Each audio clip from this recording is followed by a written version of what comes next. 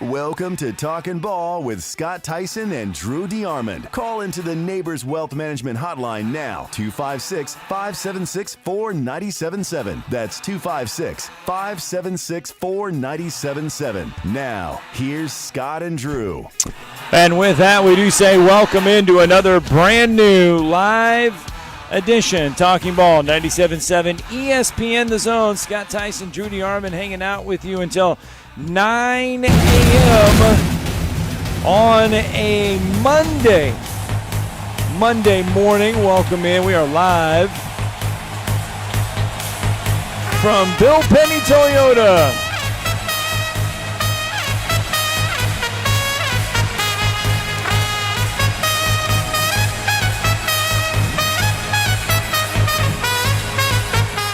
Sitting out here in the service department. By the way, that's Edwin Diaz's walkout song. We found that this morning. And what a way to get us started here at Bill Penny Toyota on a Monday through Friday, 7 a.m. to 7 p.m. Bill Penny Toyota can service your vehicle, and then on Saturday they can do the same thing, 7 a.m. to 5 p.m. here at Bill Penny Toyota. Get on out here and enjoy it. Edwin Diaz, by the way, plays for the New York Mets, and the Mets take care of the Braves in a big series over the weekend, a series that now sees Atlanta fall 6.5 games behind the Mets. Yep, they lost 4 out of 5. The pitching for the Mets really stepped up, especially having Max Scherzer healthy now and Jacob deGrom, so they're a better ball club than the Atlanta Braves right now, but you don't win championships in August, though if you had have seen some of the series and the way the Mets fans reacted, they certainly thought it was ready to give them a trophy now. Now we'll see. This is a franchise that hasn't won anything since 1986 and last played in the World Series in 2000 in the Subway Series against the New York Yankees, probably the most putrid World Series of my generation. Anyway, if you had to watch both the New York ball clubs. But anyway, they are the better ball club right now. Yeah, it's the Braves' first 3-game losing streak of the season, which yep. is impressive, by the way, which comes after the All-Star break. A lot of teams have encumbered one of those along the way. The Braves did get off to a slow start this year, so to have not lost 3 in a row until now is very impressive. Ironically, when they won Game 2 9-6. Afterward, Ian Anderson has now been, shipped to AAA to basically get a reset like Kyle Wright did a year ago. Hopefully this will give Ian, what he needs, a shot in the arm. Now that the Braves have Jay Odorizzi, who they got in a trade from the Houston Astros, he's going to be in that rotation. So Ian going to get a little bit of a reset going on. Also, Guillermo Heredia was sent down as well. Who's been playing sparingly in the outfield. But, again, it was just a rough series for the Braves, no doubt about it. And, they've got to get back, get rolling, losing 4 out of 5 to your biggest rival. And the team where just a couple of weeks ago, baseball is a strange game because the Braves were red hot. They got within a half game of New York, and now they're 6.5 back of the Mets right now, and only 3 games in front of the Philadelphia Phillies. So the Phillies have surged, even without Bryce Harper. The Phillies have won 5 in a row. They're 9-1 in their last 10. Right. That was a 6.5 game edge for the Braves in the wild card. It's now 3.5 games. The Phillies are closing in. So right now it's Atlanta, Philadelphia, and San Diego. Those are the 3 wild card teams in the National League right now. So there you go. Yeah, I think the Braves have still got a really good shot at making postseason. I think they're a really good ball club, but a lot of it is going to come down to getting hot at the right time, getting healthy. They certainly need Ozzie Albies back. They hope to have him back by September the 1st. We will see after the injury he suffered as far as the leg injury. So we will see if he's back by then, but I know that, and then the Braves could get Mike Soroka, but I've never counted on Soroka because he's going on 2 full years of being out because of the Achilles situation, and in the middle of a pennant race, you never want to count on a guy like that has not pitched in so long. So he's not someone you should probably be counting on. But again, the Braves, what you got to focus on is you still want to win the division. It's not over. You've got several games left with the Mets. I believe there's 7 left, and they're all in Atlanta. But again, I think moreover, last year they won the division, but I think the wild card may end up being their their pathway this year. Right. But again, you want to get healthy, you want to get hot. And certainly that's what the Braves need to do. They need to get Ozzie Albies back in this lineup. He was held out yesterday because they didn't want to play him on the turf. The turf was a little wet in New York yesterday. It was purely precautionary, so the Braves say they just didn't want to put him out on the wet turf yesterday in New York. Yeah, and so hopefully, but you'll get him back in the very near future and get him back. Going. He's got to get back in a rhythm and everything. He's been out for several weeks, couple months. You haven't seen Ozzie Albies, but again, that would be a big shot in the arm for the Braves so they can get him back. So again, we'll see. But just a tough series. The Mets are a very good ball club. They finally have a competent manager for the first time in a while, and Buck Showalter, who's won everywhere he's been. And then you've got the Jacob deGrom healthy, and he's won 2 Cy Youngs. And then you've got a Hall of Famer in Max Scherzer, who to me has always been a money pitcher. He helped the Washington Nationals. He helped the Washington Nationals of all teams win a World Series. So he's absolutely proven, and he once again threw the ball really well this weekend. So it was just a tough one for Atlanta, but they've got to bounce back. And the Phillies have taken advantage of an easier schedule. And you said, Scott, they've won 9 of their last 10. Yep. But coming up at the end of this next week, they got to play the Mets. So we'll see if the Mets stay hot against them. So the Braves probably need to the old adage, win the games you're supposed to win. Right. In other words, the Braves go to Boston. Yep. Braves got Boston next. Phillies have the Marlins next coming up to start this week. All right, so there's your baseball talk to lead off the show on a Monday morning. A lot of college football talk to get to as well, because that start of the college football season just around the corner over the weekend. Alabama, this is the one time a year where we get to hear from Nick Saban, Pete Golding, and Bill O'Brien. We will not hear from the latter two, O'Brien and Golding, until the bowl game or the national or the playoffs or wherever Alabama lands this year. That is the next time we will hear from the coordinators. They're not made available during the season for Alabama. Here's Nick Saban giving us an update, easy for me to say, on this Monday.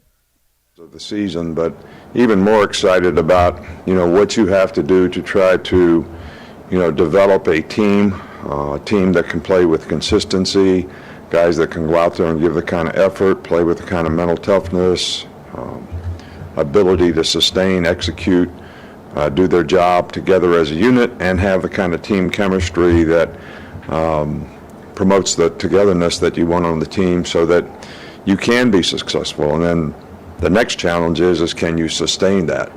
We've had some really good speakers here the last couple nights, but if you sort of boil it down to what's the message, it's all about choices.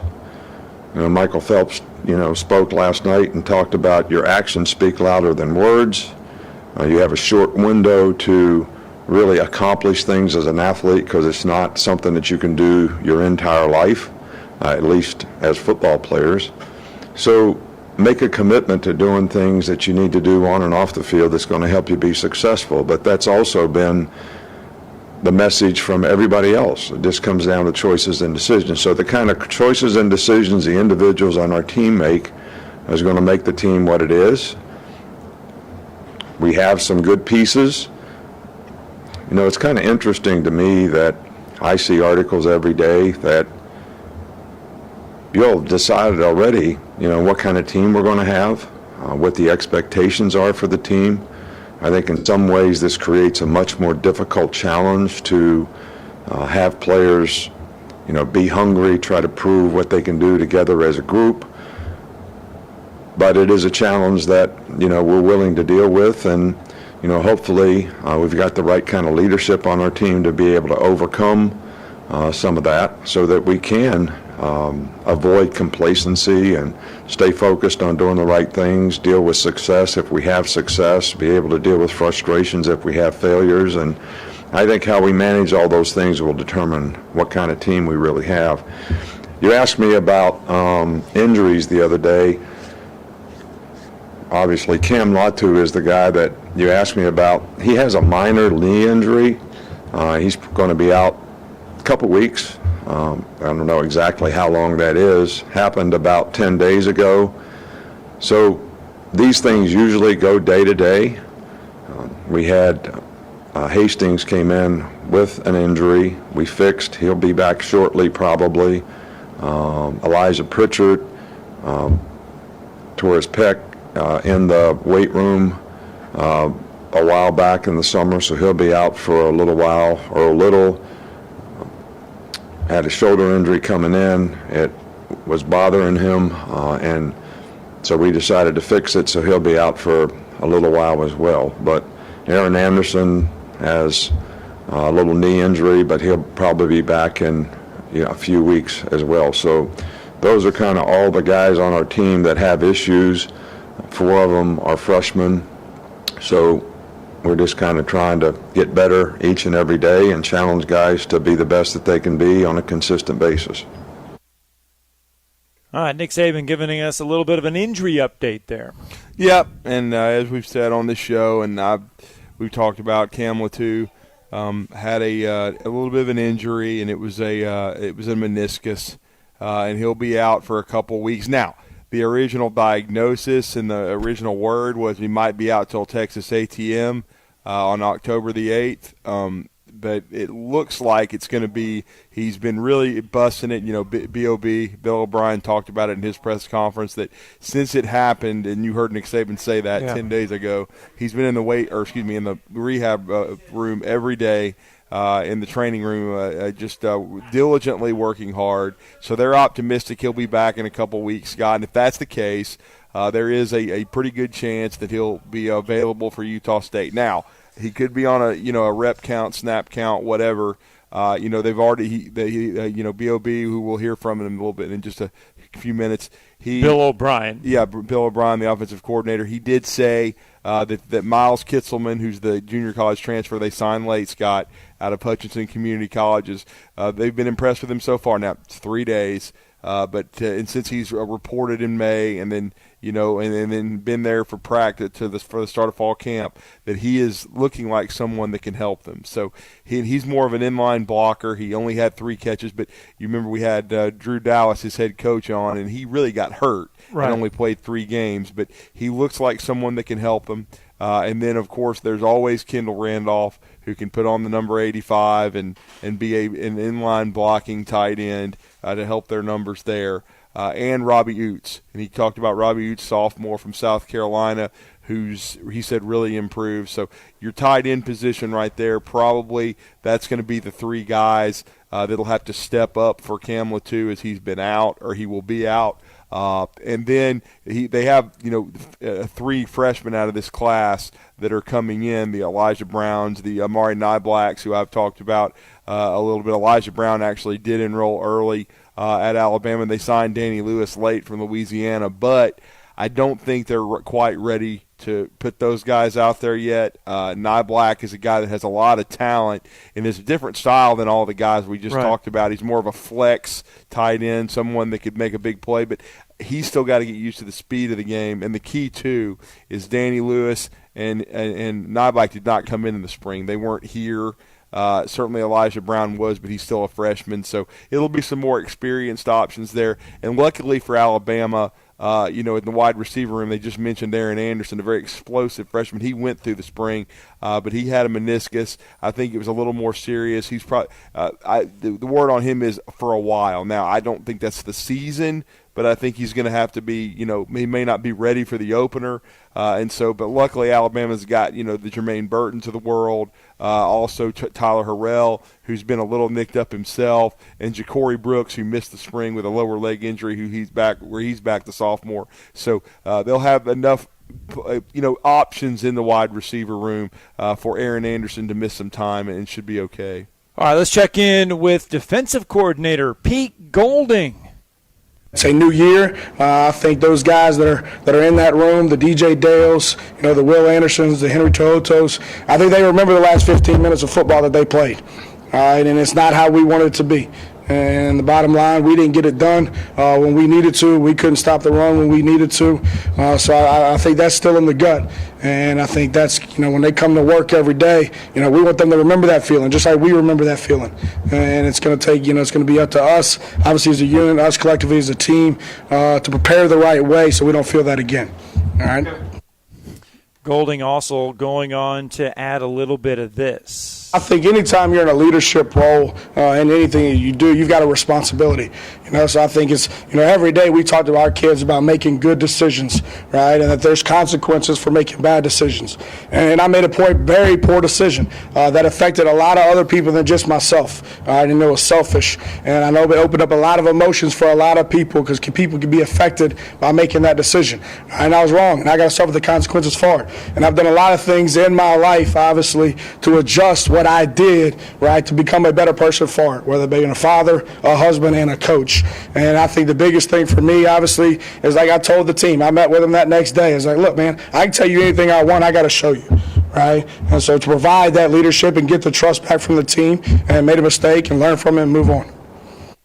First, Golding talking about the performance in the national championship game and then talking about his off-the-field incident that he ran into a little bit later. Yeah, Coach Golding, around spring practice right after, had a DUI situation where he was pulled over, and so he there were some that thought he might lose his job over that. I never was told that. I don't think that was ever the case. But again, it was a mistake. Certainly, it's happened before to the Josh Chapmans of the world, who's one of the director of player development at Alabama, played at Alabama for Nick Saban, and out of Hoover High School, was part of that 2008 recruiting class that was so instrumental in getting this dynasty rolling. But again, a mistake by Pete Golding. He certainly was asked about it from the media perspective, and that's why he answered that question. And he stood up and and wore it, as they say. And so certainly it was a mistake and a lapse in judgment. But I'm sure that he and Nick Saban had a long discussion, and he realizes being in the position he's in, and also, just the high profile of the situation, that you have to handle things differently, and certainly he's had to I guess as he put it, he has had to earn the trust of the team again. So we'll see, but certainly it's something that Pete Golding has tried to bounce back from. He's been doing a really good job on the recruiting trail, hearing a lot of positive things about defensively the direction this team is going. So it seems as though he has responded from his mistake. And, there were times last year that we saw Alabama susceptible to stopping the run, and it happened in the national championship game. Obviously, that is something that will have to be improved. As good as what we say this defense could be, there are areas that it does need to improve on. Well, they were playing the national champions and the Georgia Bulldogs, who certainly earned it. They were the top two defenses in the country when it came to yards per play. But certainly when Georgia had to have it, we saw Stetson Bennett make a huge touchdown throw from 40 yards out. We saw the running game with the Georgia, running it with Zeus White, running it with James Cook. They made big plays when they had to. So they were able to win the national championship. As we know, what Coach Golding is referring to is Alabama had that forced turnover and, took an 18-14 lead, headed into the fourth quarter against Georgia, but Georgia scores 2 touchdowns to put it away. And a lot of that had to do with being able to run the football and being able to control the clock. And when they had to, certainly they made big plays in the passing game to Brock Bowers and to Donald Mitchell and all those guys. So you got to give Georgia a lot of credit. They earned the national championship, and that's kind of what Coach Golding was referring to with the DJ Dales of the world, the Will Andersons, a lot of the veterans, the Jordan Battles that have played a ton of football, and Henry To'oTo'o. They didn't like the way it ended. They were a quarter away from repeating as national champion. They couldn't do it. And so now this is, I think, a team. This is, I was asked this weekend, what did you take from Nick Saban, Pete Golding, and Bill O'Brien's press conferences? And I just said, well, I think it's a very experienced team, a very hungry team, right. A team that realizes they didn't finish. And in many cases, when you've watched Nick Saban's career at Alabama, teams that have done that have come back for and played at an extremely high level and played, with an edge. And we'll see if this team does it. I think they have the capability, talent-wise, and the experience to certainly, get back atop the college football mountain and win number 19. But you need to stay healthy and you need to stay hungry. And we'll see what this team does. But I think I will say this: we've already brought some freshmen up, the Amari Nyblacks, the Aaron Andersons, some people of that nature. This team is so experienced. It's arguably the most experienced one I've seen come back under Nick Saban. I certainly think some young players will carve out roles for themselves, right. But they don't have to. I think this is a team that the backbone is, the veterans, the upperclassmen, and that was a big problem last year. They didn't have a lot of leadership in the senior class, in the junior class. That's why two sophomores were captains in Bryce Young and Will Anderson. But this team, it's a different story. There's seniors that returned. There are juniors, and I've said this before about Pete Golding. His last 2 years at Alabama, the defense kind of got off to slow starts, but then the second half of the year they started slamming the door. They went 13-0 and 20. Last year they got going, and Alabama won the SEC title, nearly won another national title, but didn't quite finish. But this defense this year, especially due to all the new pieces around Bryce Young, even though some of them are experienced and came from the transfer portal, they still don't have that chemistry yet. And so really what I would think needs to happen is Alabama needs to be dominant from the word go defensively because right. They have the talent returning to do so. All right, coming up here later in the show, we will hear from Bill O'Brien as we get his thoughts on the Alabama offense. Again, this is the only time we're going to be able to hear from Pete Golding and Bill O'Brien. Coming up later in the show, we're also going to travel down south a little bit. We're going to check in with the Auburn Tigers. We're actually going to hear from Austin Troxell, the former Madison Academy standout as well. So we've got a lot of stuff to get to, but coming up next, going to bring in our first guest of the morning. Travis Reier will help us break down what he thought he heard from Pete Golding and Bill O'Brien and Nick Saban. We'll get an update from the Tide with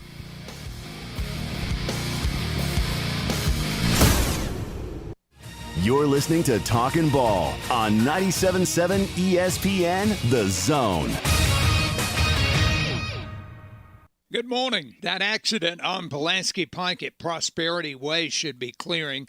That one had a minor injury involved just north of Bob Wade. Everything else seems to be running smoothly. Watch out for your school zones and look out for the fog. There is a little around this morning. No hose, no mask. You can ask Dr. Sandman, that's Dr. Sandlin, for the medically proven benefits of the Somnodent for sleep apnea and for snoring. Dr. Sandlin, 350-CARE. Captain Nick in the 72 and Jeff Popeye Skywatch Traffic Center. McCurry Motors is your car and van rental headquarters. You can rent the vehicle you need today. Family in town, sporting event, church function, no matter what your need, McCurry Motors has you covered with a wide selection of cars and vans available for rent. They have 12-passenger Mercedes Sprinter vans, 12-passenger Ford Transit vans, 15-passenger Ford Transit vans, and 15-passenger Chevrolet Express vans. They have 2 locations, Highway 72 in Athens or Max Luther Drive in Huntsville. When I chose a garage door company, I did my homework. I needed Precision Overhead Garage Door Service. They have a 5-star Google rating. I checked their reviews and liked what their customers had to say. Precision Overhead Garage Door has lifetime warranty packages. Same-day service if I call before 2 p.m. If they can't make it the same day, my service call fee the next day is waived. They did a 25-point safety inspection on the door and operator. Now that's peace of mind. Residential, commercial, and gate services. Precision Overhead Garage Door Service. Call 256-400-4500.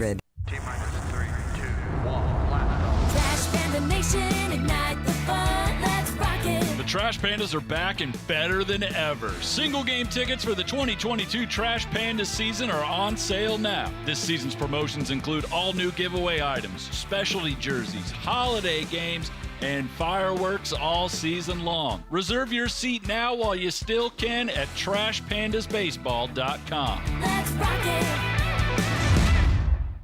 This week on RVER, sponsored by Progressive Insurance.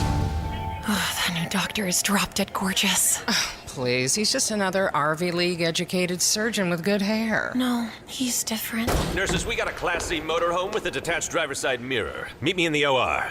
Stat. Right away, doctor. No, she's on break. I'll handle this one. Oh, you conniving little... When your RV really needs saving, Progressive has you covered. See if you could save with a leader in RV insurance. Progressive Casualty Insurance Company and affiliates, covered subject to policy terms. Tom Abraham here from my friend Brian Hamaker and his team at North Alabama Mortgage. Look, buying a home is the biggest purchase you will make in your life, and it can be a bit intimidating, so you want people that can help walk you through the mortgage process and get you the best deal possible. That's what North Alabama Mortgage does, and they do it in Alabama, Tennessee, and Florida, from first-time purchases to refis, conventional, VA, FHA, and USDA loans. They have the solution at North Alabama Mortgage. Visit NorthAlabamaMortgage.com to learn more. That's NorthAlabamaMortgage.com. AVIQ. Who is AVIQ? AVIQ is audiovisual the intelligent way, where we put our IQ to work for your AV needs. With more than 100 years combined experience in audio, video, and automation, our team of experts is dedicated to one thing, helping you discover technological solutions that make your home special. Once you experience a game or a movie on one of our state-of-the-art home theater systems, you may never leave the house again. AVIQ can build the entire system for you or provide the quality components if you're a do-it-yourselfer. But AVIQ is more than just home theater and state-of-the-art sound systems. We offer a variety of control options for home technology. Energy efficiency, heightened security, and improved quality of life are all attainable through the automation of home systems. Intuitive and user-friendly control is our main priority in designing a system that meets your needs. Don't just take our word for it. You need to see it to believe it. Come visit us at our state-of-the-art showroom on University, just east of Jim and Nick's, across from AT&T, or visit aviqhsv.com. Great food and the best live entertainment is what it's all about at the Furniture Factory Bar and Grill. Head to downtown Huntsville every Tuesday for karaoke on the only outdoor karaoke stage in North Alabama. Thursday night is the Valley's longest running and biggest bike night. Food and drink specials, giveaways, and live music on the patio. And the Furniture Factory menu is fully loaded with options, from steaks to salads, plus a whole lot more. Featuring a weekday happy hour that starts at 3. 619 Meridian Street, downtown Huntsville, and online at FurnitureFactoryBarGrill.com. This is Steve Moulton from The Drive. Join us this afternoon from 5 to 7 with Wes Neighbors and me. Now back to Talkin' Ball with Scott Tyson and Drew DeArmond on 97.7 ESPN The Zone. Indeed, welcome back. Talking Ball, 97.7 ESPN The Zone. Scott Tyson, Drew DeArmond with you live from Bill Penny Toyota on a Monday morning. We're hanging out here in the service department. That's where we are each and every week. Monday through Friday, 7 a.m. to 7 p.m. They're here each and every day to get your vehicle serviced. And then on Saturday, they're here as well, 7 a.m. to 5 p.m. All you got to do is give them a call, 256-837-1111.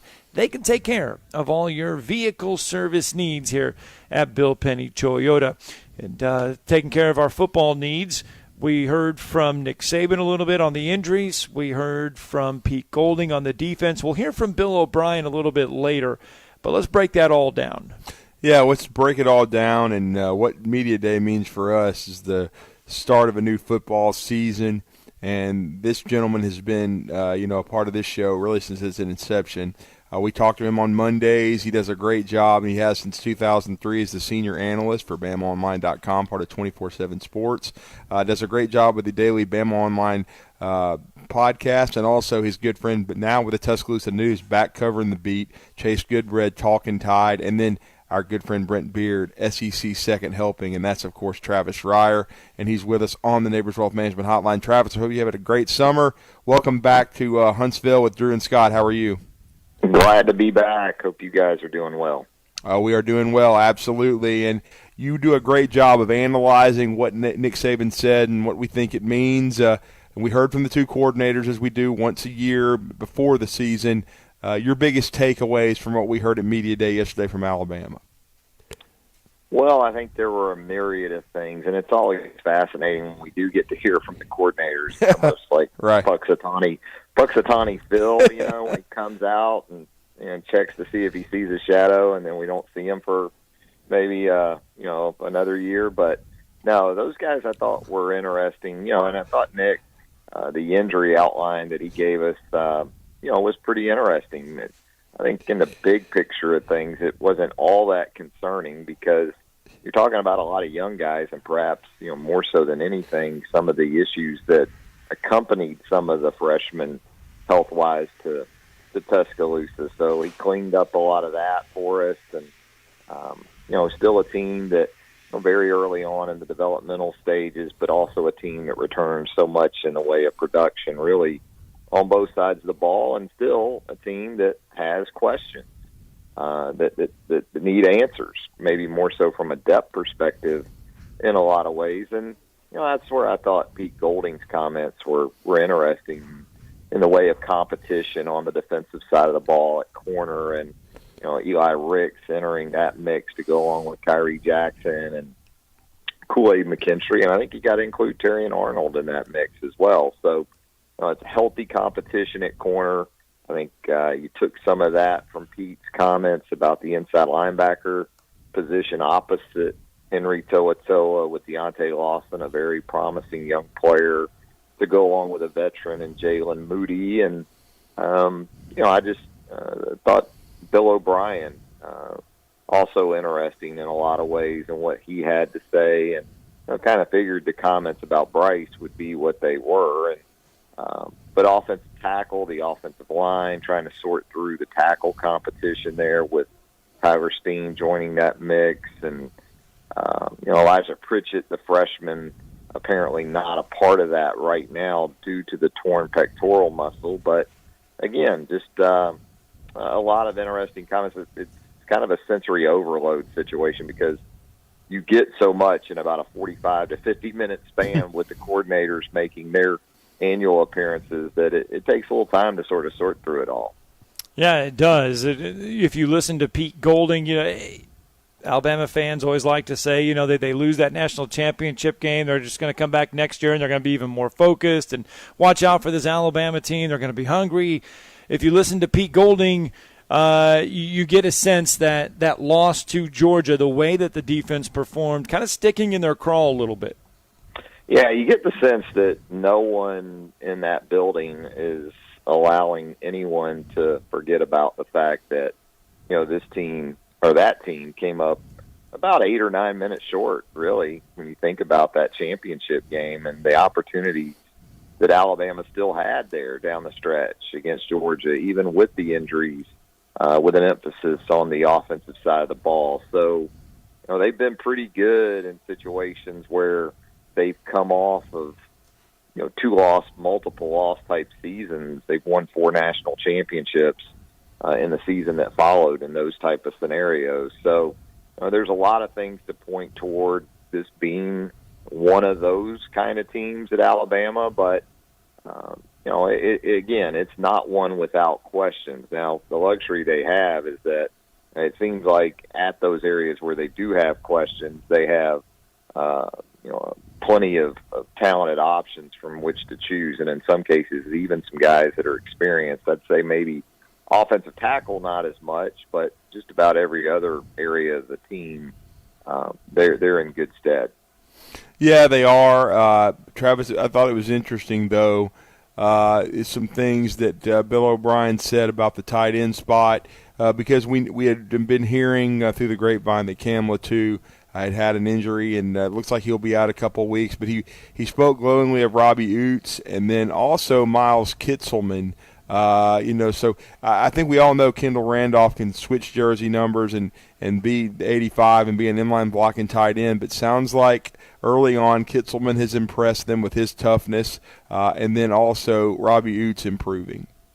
Yeah, I thought, what you heard from O'Brien is about what you would expect given the absence of Latu. And, again, even in that area, it sounds as if, Cam should be back in relatively short order. But on the interim, sure, Miles Kitselman, the late signing of the junior college tight end, looks better and better in the wake of this situation involving Latu. And Oots is a talented young player, and he's a guy that maybe in terms of, his body type and some of those things, it looks more like a fullback or an off-the-ball option at tight end. But I think they're seeing that he can give them something in line and more as a traditional Y. But I think Kitzelman fits that mold probably as well as anybody they have available right now. So Kitzelman joining that mix, and then you have 3 freshman tight ends also in that as well. So they have scholarship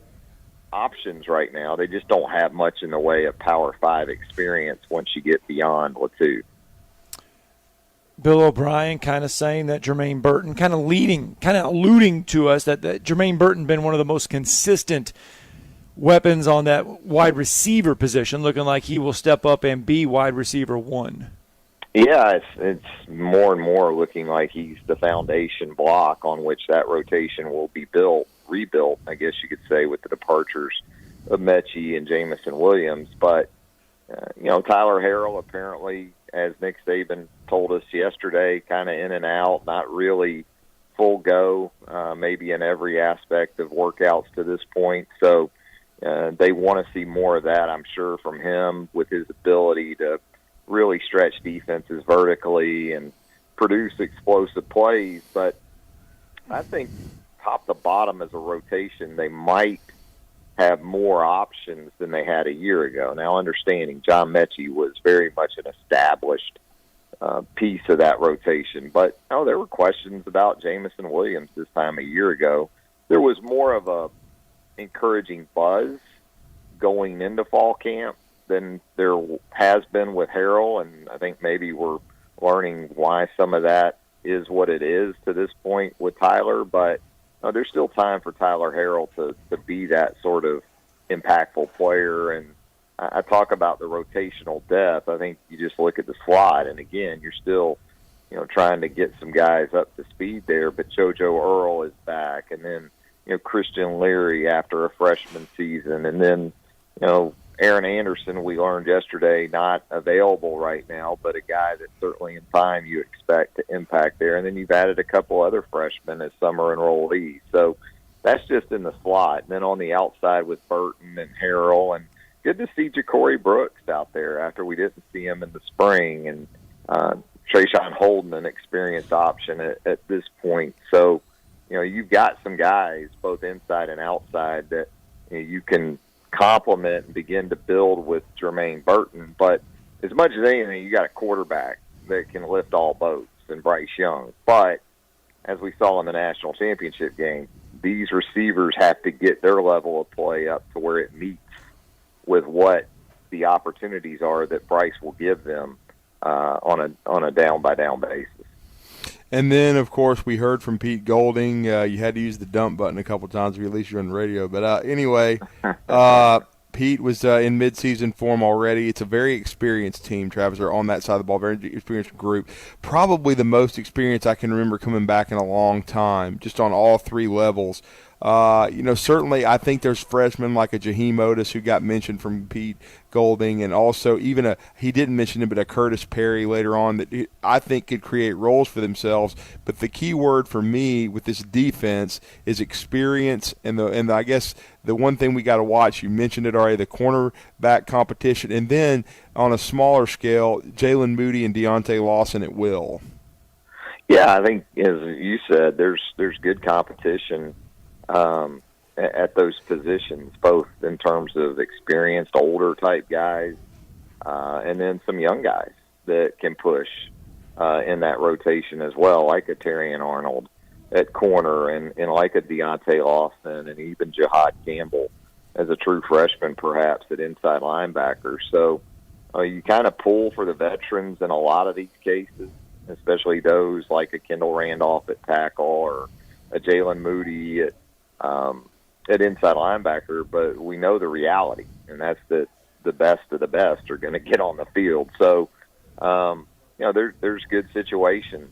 In recent years at inside linebacker, to be honest, there really hasn't been enough of that. Well, that's not the case right now. They've got guys that can certainly push on a day-to-day basis. And I agree. I think all three levels of that defense have an opportunity to be among the best in college football. We heard some talk yesterday about interior pass rush, and as you said, Jaheim Otis, the true freshman, sort of unsolicited by Pete Golding, came into that mix. But, there's still Jamil Burrows that we're expecting big things from. And, Byron Young last year showed that he could take another step in terms of negative play production. And, that's important because with Will Anderson and Dallas Turner and Chris Braswell as your edge rushers, offenses are going to load up on the edges. You got to think they're going to account for those guys first and foremost. And when they do that, you should have some one-on-ones on the inside that you have guys there that can take advantage of, and they need to be able to do that. Mm-hmm. No doubt about it. And Travis, I know it's going to be interesting to see how quickly a guy like Aaron Anderson is back. They basically said he was going to be out for a while, but a guy that hasn't received a lot of buzz, and we haven't seen him since the end of the regular season and in the postseason when he really kind of stepped up for some injured guys like a John Mechie and then a Jamison Williams. But Ja'Cory Brooks back, and now him being healthy, Coach Saban talked about that. He's probably going to be a key with Tyler Harrell, maybe much like a Henry To'oTo'o. To'oTo'o really came on the second half of last year. Sometimes when you get a transfer in the portal, these guys, it may take them a few games to get truly comfortable. A guy like Ja'Cory Brooks is probably going to be valuable this year.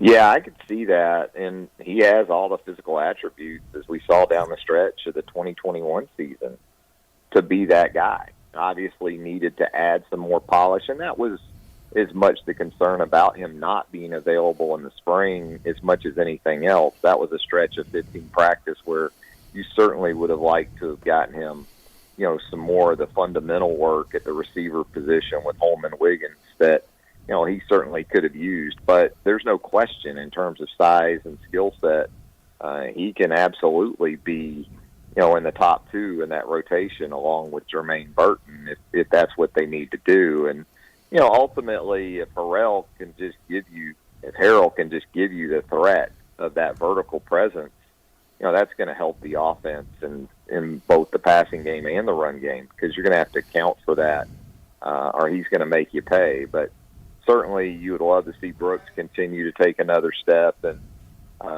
Shaz Preston is a young guy that they've added to go along with Isaiah Bond and Kobe Prentice. Some of these summer enrollees are going to be very interesting to watch over the next month or so. Mm-hmm. And then my final question for you is, I know he was asked about Jahmyr Gibbs, and everyone wants to see this guy out of the portal, a very versatile guy, explosive. But now with the coming back from the injuries with a Jace McClellan, who I think was probably the most underrated loss last year during their journey to the national championship game against Georgia, and then Roydell Williams, also Trey Sanders, a lot of depth in this backfield right now. But as we know, due to injury, that can really you can lose that that can really change quickly. But going into the season, a lot of depth at running back. Yeah, and it offers schematic versatility too. When we talk about wide receiver and some of the things they've got to figure out, well, if they don't have the primary options maybe that they would like to have going into the season, they've got some things they can do with the running back position. They can go two back, or at least personnel grouping wise, but then use Jahmyr Gibbs more in a slot, or play two backs together if that's what they want to do. So Gibbs' presence right now is maybe more in line with what Jamison Williams brought to the offense last year than Tyler Harrell to this point, and we're in the ways of explosive play potential, and the way that defenses will have to account for him. So he really is the wild card, I think, in all of this, not just in terms of what he brings first and foremost to the running back room, but in how they might be able to utilize him. You heard Nick Saban, I believe it was last Thursday, sort of hint at that or allude to that he would like to see more creativity perhaps in the run game and how they go about using that personnel. Well, we certainly look forward to it. Travis, thanks for the knowledge and getting back with us on Mondays. We look forward to your insight as always. Let everybody know how to follow you and your coverage at BamaOnline.com and, of course, your daily podcasts. Just go to BamaOnline.com or Alabama.247sports.com. Either way, it's going to get you to BOL. All right, thanks, Travis. Thanks, guys. All right, let's get that break in. When we come back, wrap up hour one of Talking Ball. New York Times. We're going to head there. You're listening to Talkin' Ball on 97.7 ESPN, The Zone. Good morning. That accident on Pulaski Pike at Prosperity Way should be clearing. That one had a minor injury involved just north of Bob Wade. Everything else seems to be running smoothly. Watch out for your school zones and look out for the fog. There is a little around this morning. No hose, no mask. You can ask Dr. Sandman, that's Dr. Sandlin, for the medically proven benefits of the Somnodent for sleep apnea and for snoring. Dr. Sandlin, 350-CARE. Captain Nick in the 72 and Jeff Popeye Skywatch Traffic Center. Southern Fidelity Mortgage. Think of them as a loan for everyone, offering more products than anyone else and the guaranteed lowest rates and costs in town. Of the 2,000 loans that Southern Fidelity Mortgage has pre-approved over the last 10 years, all but one have closed. That's unprecedented in the banking business. For FHA, VA, rural development, and conventional mortgages, for the best mortgage experience in town, it's Southern Fidelity Mortgage. Call Southern Fidelity Mortgage Company at 256-656-5936. Hey, I'm Jackie, and a little thing I love about the Chick-fil-A chicken biscuit is the chicken. It is golden brown, so juicy, so delicious. It's the perfect savory start to my day. Hey, I'm Matt, and the little thing I love about the Chick-fil-A chicken biscuit is the freshly baked, flaky, buttery biscuit. When I take a bite, it's kind of like, crispy, soft, crispy. Crispy outside, soft interior, crispy chicken. There's really nothing like it. Start your day with the Chick-fil-A chicken biscuit, available on the Chick-fil-A app. Real Chick-fil-A guests paid for their testimonials. Hi, my name is Dan Aldridge. I'm here to let you know about the Aldridge Law Firm and the soon-to-be-announced Legal Town Center. I've been practicing law in Alabama since 1984, and I also practice in Tennessee. And I'm from North Alabama, and I'm here to represent you and take care of your legal needs. For many of us, hiring an attorney is not high on the priority list, and maybe a little scary. But it's something that we all need at some point. So by all means, do your homework. And if you need representation for car accident, wrongful death, medical malpractice, nursing home abuse, or estate planning, or any other matter, just give us a call at 256-534-3188. And you can email me at Dan, that is Dan at danaldridgelaw.com. Dan at danaldridgelaw.com. God bless America. No representation is made that the quality of legal services to be performed is greater than the quality of legal services performed by other lawyers. Are you tired of chasing a roofing contractor to show up on time, or even show up at all? I'm Sam Fleming with Fleming Roofing and Restoration. Our motto at Fleming Roofing is we show up. Our goal at Fleming Roofing is to provide the reliable customer service that you deserve, and we have the resources to meet all of your roofing needs: residential, commercial, industrial, replacement, or repairs. We are manufacturer certified for roof coatings, single-ply membranes, and asphalt shingles. Whenever you need a roofing professional you can count on, call Fleming Roofing and Restoration. We are committed to finding the solution that meets your needs. We don't have quotas or heavy-handed sales tactics. Fleming Roofing, we have expert experience. We show up. Free estimates, residential, commercial, industrial, replacement, or repairs. Check us out at FlemingHSV.com. FlemingHSV.com. When you need a quick response, it's Fleming Roofing and Restoration. We show up. You've got to experience Toyotathon at Bill Penny Toyota. They've got the selection with over 700 new Toyotas to choose from. And they've got the extras with Bill Penny perks and a 10-year unlimited warranty. So get on over to Bill Penny Toyota today and experience Toyotathon. Bill Penny Toyota in Huntsville and online at BillPennyToyota.com. Bill Penny's Toyota 10-year unlimited warranty is valid through the 10th year of ownership. Valid on new vehicles only. See dealer for details. From the Nick Saban Show. We talk about finishing. That's like the number one word. To Alabama football. Touchdown, Alabama! We are 97.7 ESPN, The Zone. Hi, welcome back. Talking Ball, 97.7 ESPN The Zone. We've been talking Alabama football here a little bit in hour number one. And as we go back into Alabama football, just a story that real fast before we hear from Bill O'Brien, we'll hear from him a little bit later, as well as Austin Troxell. But the New York Times revealed, and Ray Perkins passed away in 2020, former Alabama player and coach Ray Perkins. The New York Times revealed an article just a couple days ago, Drew, that Ray Perkins suffered from CTE, and that his wife went on to say in her heart she knew that he had it, as she told the New York Times. But it is now coming out that Ray Perkins later revealed, after going through the autopsy and everything, that he had stage 3 CTE. Yeah, I mean, I had heard Coach Perkins, because before he passed away, he moved back to Tuscaloosa near the Alabama football program, and I knew he was going through some trials. Did not know it was CTE related, but yeah. Coach Perkins played, in the NFL. I mean, he was a great player at the University of Alabama as a wide receiver with, with guys like Joe Namath and Ken Stabler. He coached a long, long time, both in the National Football League and at Alabama. But in his era of playing, there was no kind of study, no kind of, even through the 80s. Right. We saw it happen to Kevin Turner, former Alabama fullback from Prattville. A lot of these situations with the great Benny Perrin from Decatur people weren't aware of it, made aware of what was going on, with the head trauma. And just recently, honestly, in the last 10 years, has that been a rise to something of where they focus on it, and right. and there's the way they teach the game. That's why targeting has come into effect.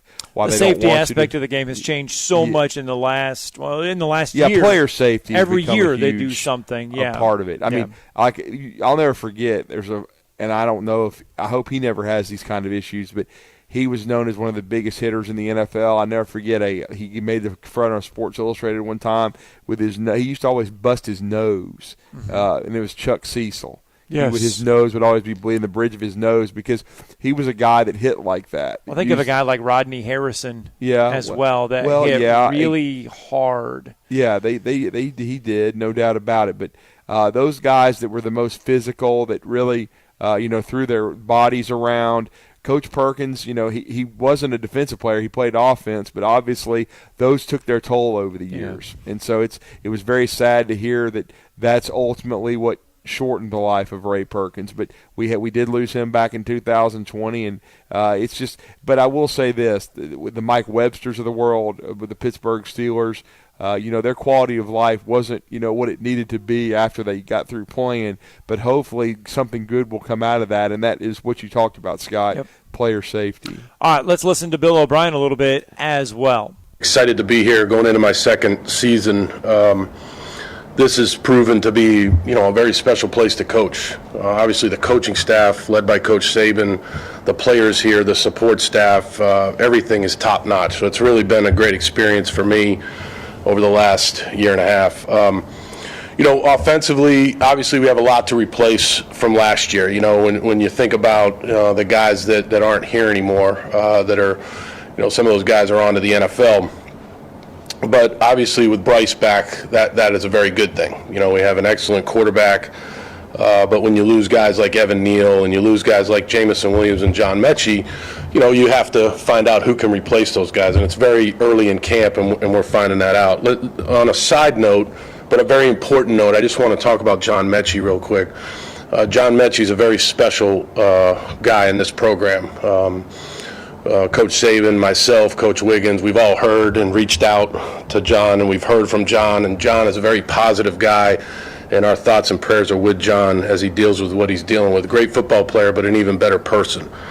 Back to football, we have a very solid returning group of core players, some exciting transfers, but we're only really in day 3. We're just starting out here, so looking forward to progressing each and every day. These guys are working hard. They practice hard. They practice with spirit and good energy, and it's an exciting time to beginning this season as we get going on 2022. So with that, I'll open it up to questions. We'll go to Mike here on the right. There's a good deal of speculation this offseason connecting you to different NFL jobs. Just what was your level of contact there, and what sort of commitment did you make going into this Alabama job? No, I've made a commitment to Coach Saban. Those things come up relative to what your role is in different programs, where you've been. I've been doing this a long time, and I've had various roles in coaching. So obviously those things come up. But I've made a commitment to Coach Saban. I love coaching here. The players, the coaching staff, has been, like I said in the opening statement here, it's been a really good experience. I've learned a lot. I'm very appreciative to Coach of giving me this opportunity. Okay, we'll go right here with John Senior. Kind of a two-parter. What is Bryce Young's work ethic and preparation like behind the scenes? And were there any specific areas you wanted him to focus on off-season to get better? Yeah, he's very, very well prepared behind the scenes. He puts a lot of work into it. He's a very bright young man. He's got great poise, in addition to the talent that he has. But he works very hard every single day to try to get better at certain things, whether it's footwork or pocket presence or, learning different protections and what we can do to adjust different things relative to what we're seeing from a really good defense. All right, that's a little bit of Bill O'Brien right there to close out hour number 1. It's been a busy show so far. The show is far from being done. When we come back, going to kick off hour 2 of Talking Ball Live from Bill Penny Toyota. Going to check in with the Auburn Tigers and continue to break down and get you ready for that start of the college football season. Plus, you never know. Phone lines are open to you, 256-576-4977.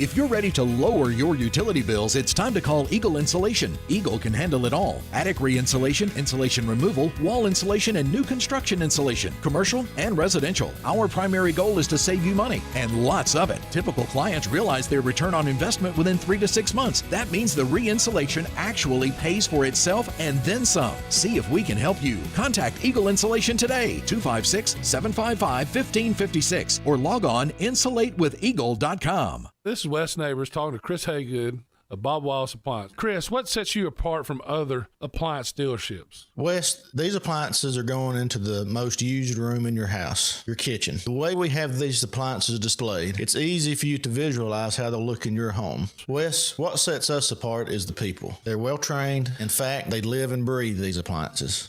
And if you need service, you'll really appreciate our parts department. Contact Bob Wallace Appliance at 256-533-2121. WCZN, Union Grove, Huntsville, Alabama. 97.7 ESPN, The Zone. Good morning. That accident on Pulaski Pike at Prosperity Way should be clearing. That one had a minor injury involved just north of Bob Wade. Everything else seems to be running smoothly. Watch out for your school zones and look out for the fog. There is a little around this morning. No hose, no mask. You can ask Dr. Sandman, that's Dr. Sandlin, for the medically proven benefits of the Somnodent for sleep apnea and for snoring. Dr. Sandlin, 350-CARE. Captain Nick in the 72 and Jeff Popeye Skywatch Traffic Center. You've got to experience Toyotathon at Bill Penny Toyota. They've got the selection with over 700 new Toyotas to choose from. And they've got the extras with Bill Penny perks and a 10-year unlimited warranty. So get on over to Bill Penny Toyota today and experience Toyotathon. Bill Penny Toyota in Huntsville and online at BillPennyToyota.com. Bill Penny's Toyota 10-year unlimited warranty is valid through the 10th year of ownership. Valid on new vehicles only. See dealer for details. At Bad Daddy's Burger Bar, people call the award-winning burgers totally insane, which is a compliment because Bad Daddy's Burgers are just that, chef-inspired expressions of pure burger amazingness built with premium Angus beef. They're bold and they're bad. Pair one with one of their signature cocktails or assortment of local craft brews. Bad Daddy's Burger Bar, 2317 Memorial Parkway. Check out our menu and even order online at BadDaddy'sBurgerBar.com. At Bryant Bank, we believe your goals are worth chasing, and every step along the way is worth celebrating. From your hopes for the future to the challenges that keep you up at night, we're here for you. Bryant bankers put care into action to help you live legendary by stepping up when you need us most and doing what's right even when no one is watching. Come experience a local bank whose people greet you by name and treat you like family. Bryant Bank, member FDIC. Log on today, 977ESPN.com.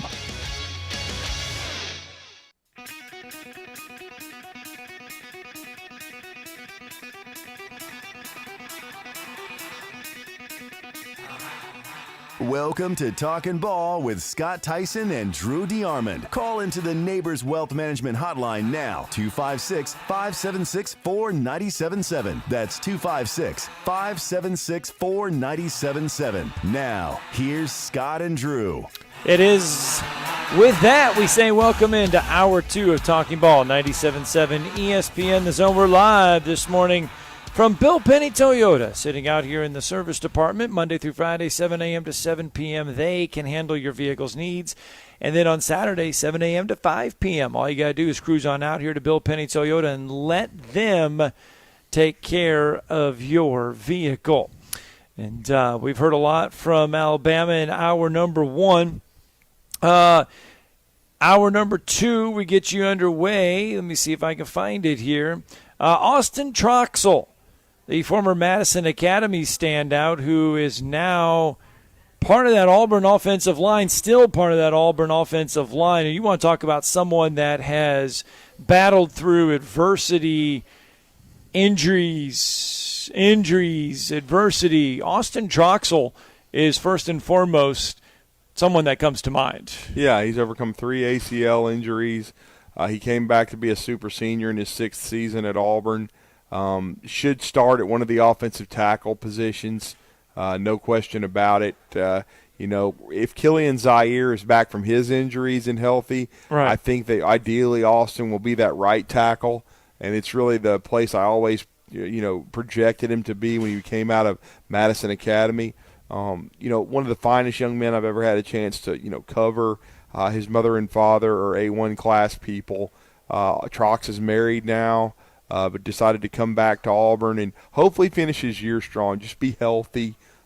He's shown a lot of toughness and resiliency coming back from the 3 ACL injuries. And again, to now be counted on as a leader of this team. It's a veteran offensive line with Nick Brahms coming back, with Brandon Council coming back from injury as well. I mean, they've got a lot of guys that are experienced, that have played a lot of football.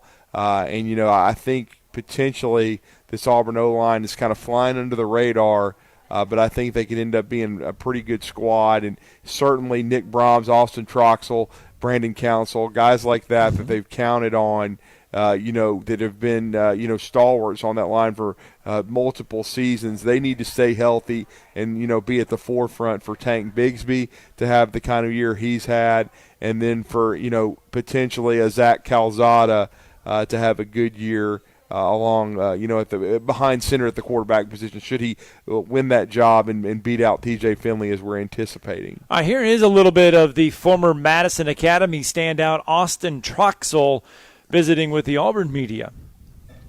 247. Are you kind of surprised you're still here? No, not really. Thinking about coming back, after the bowl game, it wasn't really a hard decision for me. I really hadn't played that much. I mean, I've been here a while, but I really hadn't played as much as I wanted to, and it was a no-brainer for me to come back. And we're building something special here, and I wanted to be a part of that and, help that progress. How are your knees doing? Doing good. Feeling the best I have, since I've been here. Austin, Jason Cole, 247. building on that, how vital has it been for you just to have a year where you're able to play and stay out there? I know you had just a little bit of minor stuff at the end of the year, but you've been able to play for a full year now. Right. How beneficial has that been? It was big. Just the experience, just the speed of the game was big. Because I've played going back to 2018, just here and there a little bit, and but being a starter, being out there full game, it was good just to get the feel and the speed of the game and experience, obviously. Austin, Johnny Conn and ABC 3240 in Birmingham. Just wanted to ask you about both quarterbacks. Just talk to me about the leadership that they have in the huddle and who's kind of taking command of that huddle early. Well, they're all doing a good job. They all got a good command in the huddle. Not one guy standing out to me right now. They're all, doing their thing, and, this competition is going to, be good for the whole team. I mean, everyone's competing for a job right now. It's fall camp, but all three of those guys are doing good. Austin, Bill Cameron, ESPN 106.7 in your town. Speaking of competition, and I mean, you got a ton of guys, you and quite a few other experienced players there on the offensive line, and obviously that's one of the first things everybody talks about is concerns there on the offensive line. How do you feel about that? What do you think about the offensive line, and talk about that competition? We're a confident group. We know what we're, capable of. We have a lot of depth, especially interior, and a lot of guys that can play a lot of different positions. So, we're confident. There's a lot of things that we need to work on, but, we're just building the camaraderie of the unit and going to get better every day. Austin Bennett, the Montgomery Advertiser. Coach Harsin said yesterday, you can talk about mindset sort of stuff all you want, but really you got to, in terms of improvements from last year, the physicality element is vital. What have you guys sort of done this off season to sort of improve from a physical standpoint and just sort of be prepared for the SEC gauntlet? Really, just everything we do with Coach Pitt and his staff. They do a great job in the off season and the summers and in the winters, and they prepare our bodies, for a battle every single Saturday in the SEC. And that's really about it. It's about mindset. If you're strong mentally, you're going to be strong physically, and that's where we're building as a team, and specifically in the offensive line. Is there anything sort of specifically with Coach Pitt that has sort of stood out to you as helping you out? Really, just how heavy we go, especially as an offensive line, and every lift. That's building that armor up for the season. And he's done a good job. How heavy do you go? Not quite as heavy as some other guys, but. We've heard a lot about Cam Stutz this summer. Saw him out there today with the first team again. What is it about him that's kind of made him take that step? Knowing what to do. I think he really got in the playbook and running off the football. He's got really good get off, and that's one thing that stands out about Stutz. But he's doing a really good job, and he's going to continue to work. All right, that's a little bit there. Former Madison Academy, current Auburn offensive lineman Austin Troxell getting back into the swing of things, and you heard it there, Drew. He alluded to it, that coming out of that bowl game, he had a decision to make, return or not to return, and he flat out said, I haven't played a lot of football since I've been here, so felt like I wanted to return. Well, yeah, because his most extensive playing time was last year, mostly at left tackle. And, again, Trox has missed a lot of time due to injury because he came to Auburn coming off of one and redshirted, and then he's had two more knee injuries since at that time at Auburn. Yeah. And so it's caused a delay in his development. It stunted it.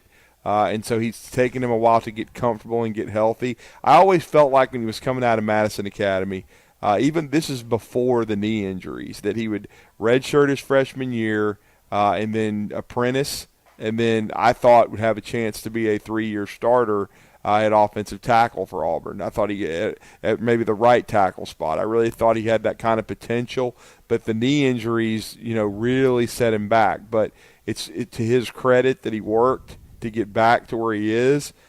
He started last year, played some good football for them, and it really was a no-brainer for him. I mean, to come back for a 6th year, they had a need at the position because, they since his class, really, right, Auburn hasn't recruited offensive tackles out of high school very well. They've been able to take guys out of the portal or the junior college ranks. The junior college ranks is where Killian Zaire came out of, but Killian's even been hurt. Auburn's had a lot of bad luck. In recruiting and then keeping offensive tackles healthy. And so Austin Troxell has a chance to come back, have a super senior season, and what I mean by that is a sixth year, play well, have a chance to play professional football, and then just really go out on a high note. And I hope he does because, again, he's put in a lot of work. I think he's definitely going to be among that 5. I think either on the right or the left side. We're going to talk to Jason Caldwell in a few minutes. I think ideally he would be on the right side due to Killian Zaire, but once again, Zaire hasn't been healthy either. That's right. That's the only concern there, because you heard him talking about Cam Stutz. Stutz is a senior. He hasn't played a lot either, but he does have experience within the program. He's been there. Because Tayshawn Manning moved on into the transfer portal, and so they had some guys leave, and Brodarius Ham went on to the NFL. But again, they have enough guys back, and Nick Brahms coming back in the pivot was huge too, Scott, because he's played a lot at the center spot. And then Brandon Council, when he's been healthy, he's a transfer from Akron. He's been really good too. They just need these guys to be healthy, and I think Auburn can have a solid offensive line. Goes to show you, and this is why we hear college football coaches all the time talk about depth along the offensive line. You have to recruit well, and you have to recruit depth. Doesn't mean everybody you recruit is going to pan out or play, but you have to recruit depth along that offensive line. Auburn has not recruited depth along the offensive line, so when you get bit by injuries or you get bit by what they're going through, you don't have a lot of depth. They got to build that depth along the offensive line. Again, we will talk to Jason Caldwell coming up here in just a little bit. But a major story kind of coming out of college football kind of developed late last night if you were paying attention to it, and it comes out of Oklahoma with the Oklahoma Sooners. Cale Gundy has been on the staff since 1999 there at Oklahoma. And if we understand the story correctly, he was in a wide receivers meeting. He instructed players to take notes, walked up to a player, and a player was kind of not really paying attention. He was kind of distracted, it looked like. According to Gundy, Gundy picked up the player's iPad and read what was on the player's iPad at the time in front of everybody. According to Gundy, there were words that were written on the screen that had nothing to do with football, but there was a word in there that he never should have used under any circumstance. He uttered and displayed the word on the screen. He says, in the moment, he didn't even realize what he was reading. As soon as he was done, he was horrified. Gundy, late last night, resigned his position at Oklahoma and is no longer part of the offensive staff, no part of the staff there. Venables added in a statement that offensive analyst LaDamian Washington would serve as an interim wide receiver coach. Sooners opened up camp on Friday. Interesting kind of development coming out of there in Norman. Yeah, Cale Gundy, all the way from the late 90s. You said 99. He was a player there, a quarterback at Oklahoma. Certainly his brother Mike was a quarterback at Oklahoma State, and Mike's been the longtime head coach of the Cowboys. Cale, it was interesting how that family dynamic went. Cale was the QB later on at Oklahoma, and as you said, after he finished his playing days for the Sooners, he became a coach for them and has been there ever since. Really spent half of his life as part of the Oklahoma Sooner football program. An unfortunate incident happened in that staff meeting. We have no idea what he said, what he uttered, but obviously it was a big enough concern for him and those players on the football team and to Brent Venables where Cale prayed about it, thought about it, and decided to resign from the Oklahoma program. He was the co-offensive coordinator and associate head coach, I believe, and wide receivers coach for the Sooners, and had been a huge part of the fabric of that program. Now he's moving on, just as they've started fall camp, which isn't ideal. But as you said, LaDamian Washington, who was an offensive analyst on that staff, has been elevated to be the interim, wide receivers coach, and handle that room and handle that group, and take on the responsibilities of Cale Gundy, who is a Sooner, to the core. Right. So that I'm going to be interested to see how LaDamian Washington does going forward, how the team responds. Will he be given an opportunity to keep that job, what direction will Brent Venables go after this season. But certainly going to be very strange not to see Cale Gundy as part of that program, because I know he's coached running backs in the past. He was a big part of Lincoln Riley's staff there at OU.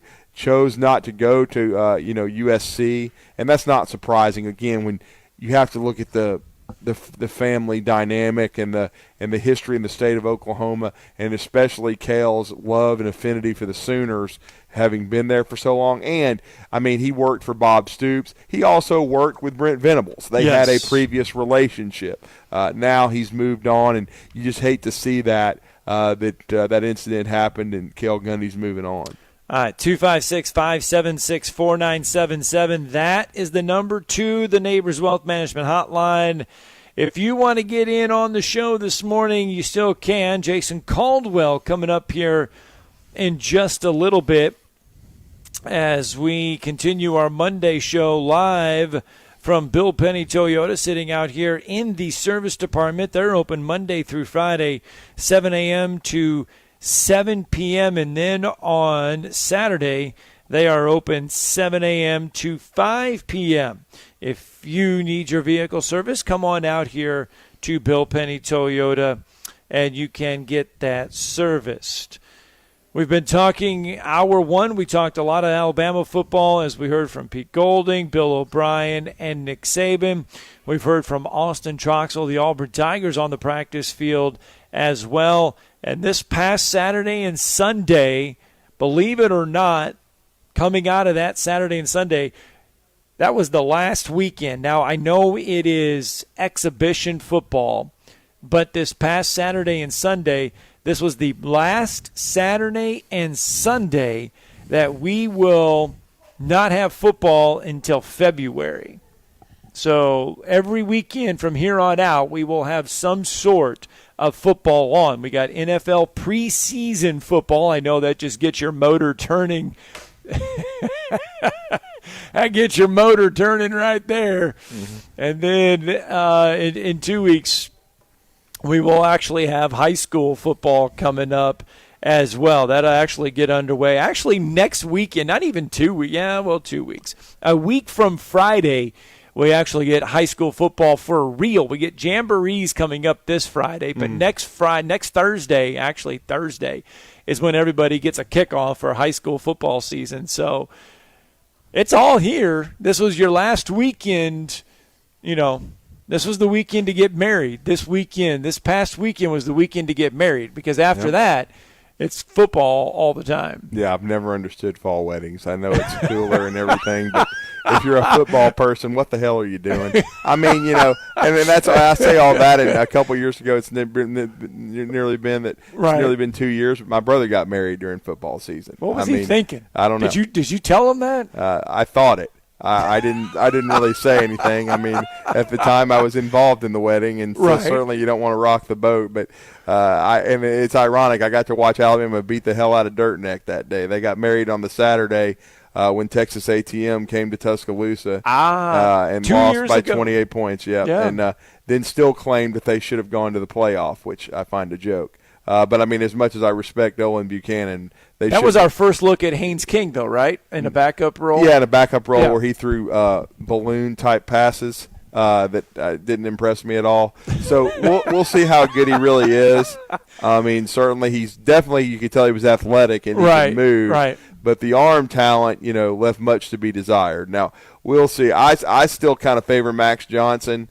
But our Owen Buchanan, who knows the Aggies, he and Billy Lucci as well as anyone, Owen thinks that it's Haynes King's job. And I thought it was interesting. You probably saw this on Twitter, and Billy Lucci broke this, as he's bound to do, as connected as he is. He was at practice watching the Aggies work out, and we've already seen Dirtneck, a.k.a. Jimbo Fisher, rejigger his offensive coaching staff as fall camp has started, Scott. I don't know what kind of sign that should be for people, but he's reassigned some responsibilities. Damian Craig, among those, moving to quarterbacks coach. Yeah, he's coached quarterbacks for Dirtneck at Florida State before. Yeah. And he was, of course, a great quarterback at Auburn in his own right. James Coley, a former Georgia assistant, has moved to the wide receiver spot, and his offensive coordinator, Darryl Dickey, has moved to tight ends. So and he's had experience coaching tight ends before himself. So he moved some guys' responsibilities around. Why the hell he didn't do that in the spring, I don't know. But, of course, as you would expect, Dirt Neck, he's talking fast, talking in riddles a little bit, and the Aggie people are buying it hook, line, and sinker because they've got taken to the cleaners by a moron who's the most overrated coach in America. Let's get a break in, because when we come back, how about Jason Caldwell? He'll check us in on the Auburn Tigers and head coach Brian Harsin and company. You're listening to Talkin' Ball on 97.7 ESPN, The Zone. Good morning from the traffic center. Still working on 3 accidents. Drager off toll gate. It turned out to be a no injury. Madison Boulevard and Sullivan had injuries. Nick Davis and Wells Road in Limestone County also had injuries. Someone dies from heart disease every 36 seconds. Dr. Randall Burns and the team at Huntsville Heart Specialist on Bob Wallace Avenue can help keep your heart healthy. Captain Nick in the North Parkway Popeye Skywatch Traffic Center. When our lives were interrupted, Madison Academy immediately began distance learning instruction thanks to our Apple device program and a well-prepared faculty. When our success in athletics led to a new competitive balance rule, Madison Academy was prepared to face the new challenges head-on. We understand a thing or two about winning, and it always begins with preparation. Learn how our balanced approach to learning prepares the mind, body, and soul. Visit our website at macademy.org to learn more. Strong minds, strong faith, that's Madison Academy. When you call most roofing companies, all you'll hear is, you need a new roof. Not when you call Fleming. At Fleming Roofing and Restoration, we're focused on your needs, whether it's an easy repair or a full roof replacement. Folks around here have trusted Fleming since 1965 for all their residential and commercial roofing needs. And as the area's storm damage experts, Fleming knows all the ins and outs of the insurance claims process. Log on FlemingHSV.com to schedule your free estimate today. Fleming Roofing and Restoration. We show up. You've got to experience Toyotathon at Bill Penny Toyota. They've got the selection with over 700 new Toyotas to choose from. And they've got the extras with Bill Penny perks and a 10-year unlimited warranty. So get on over to Bill Penny Toyota today and experience Toyotathon. Bill Penny Toyota in Huntsville and online at BillPennyToyota.com. Bill Penny's Toyota 10-year unlimited warranty is valid through the 10th year of ownership. Valid on new vehicles only. See dealer for details. At Bad Daddy's Burger Bar, people call the award-winning burgers totally insane, which is a compliment because Bad Daddy's burgers are just that, chef-inspired expressions of pure burger amazingness built with premium Angus beef. They're bold and they're bad. Pair one with one of their signature cocktails or assortment of local craft brews. Bad Daddy's Burger Bar, 2317 Memorial Parkway. Check out our menu and even order online at BadDaddy'sBurgerBar.com. At Bryant Bank, we believe your goals are worth chasing, and every step along the way is worth celebrating. From your hopes for the future to the challenges that keep you up at night, we're here for you. Bryant bankers put care into action to help you live legendary by stepping up when you need us most and doing what's right even when no one is watching. Come experience a local bank whose people greet you by name and treat you like family. Bryant Bank, member FDIC. Coming up next, it's the Tom Abraham Show with me, Tom Abraham. Now back to more Talking Ball with Scott and Drew. And welcome back. Talking Ball 97.7 ESPN The Zone. We talked a little Auburn Tigers there. Just kickstart hour number 2 of Talking Ball live from Bill Penny Toyota. Because we were hearing from Austin Troxel, the former Madison Academy standout, trying to be a part of that offensive line. Health reasons have kept him a part of that offensive line off and on during his tenure at Auburn, so we hope him nothing but the best. But the Auburn Tigers are knee-deep in fall camp. Yeah, no doubt. And our next guest, has been, much like Travis Reier, a huge part of this show since its inception in 2015. And if you've been around the Auburn beat, he's in his 23rd year along with Mark Murphy, two class people. that started inside the Auburn Tigers, and inside the Auburn Tigers is now a part of Auburn Undercover, which is part of 24/7 Sports. And our next guest, we had a chance to see him and catch up with him and Mark and Nathan King, and of course Christian Clemente, who has taken Keith Niebuhr's position as the recruiting reporter. Great staff over there at Auburn Undercover, and we're going to catch up with Jason Caldwell and get some of his initial camp thoughts right now on the Neighbors Wealth Management Hotline. Jason, welcome back to Huntsville with Drew and Scott. How are you this morning? I'm good, guys. How about y'all? We're doing good, and I wanted to say you were there. We heard your questions, and we're just really happy, first of all, for Austin Troxell and the opportunity that he has in front of him. I've covered him since he was in 7th grade, and I know the family very well, and he's overcome so much in his time at Auburn, and not let it affect him, and then can come back from 3 knee injuries, and now should be one of those first 5 and a starter along that offensive line. But what did you take when you heard from Austin? And as you're early in fall camp, where do you think he fits into the equation in his super senior season? Yeah, I think he's going to, right now I would probably pencil him in as Auburn's right tackle. I think that's kind of his natural position, especially since he's had his injuries. I think without injuries, I think Austin Troxell would have been a left tackle, and that would have been his position. You're right. I remember him, I think, as a 9th grader the first time I remember seeing him when he was playing the tight end, at Madison Academy, and thinking that guy's going to be a future offensive tackle. And obviously he's gone through about as much as anybody can go through, and he's continued to persevere. But he's had now, knock on wood, he's had a chance to play some football for the first time and have some continuity at the position. And, even for a guy that's been here, now heading into his 6th year, that's a guy that has an opportunity to build on to something. And, nobody deserves it more. Great kid, great family, and he's earned it. And, one of those guys that you look at now and you go, man, hopefully he can have one of those years where he can, like I said, can build on some things and put it together, because we know the talent's there. He's gotten bigger and stronger. You can see that just from being able to be in the weight room and do some of the things that he hasn't been able to do over the course of his career. So just excited for him and kind of to see what this season holds.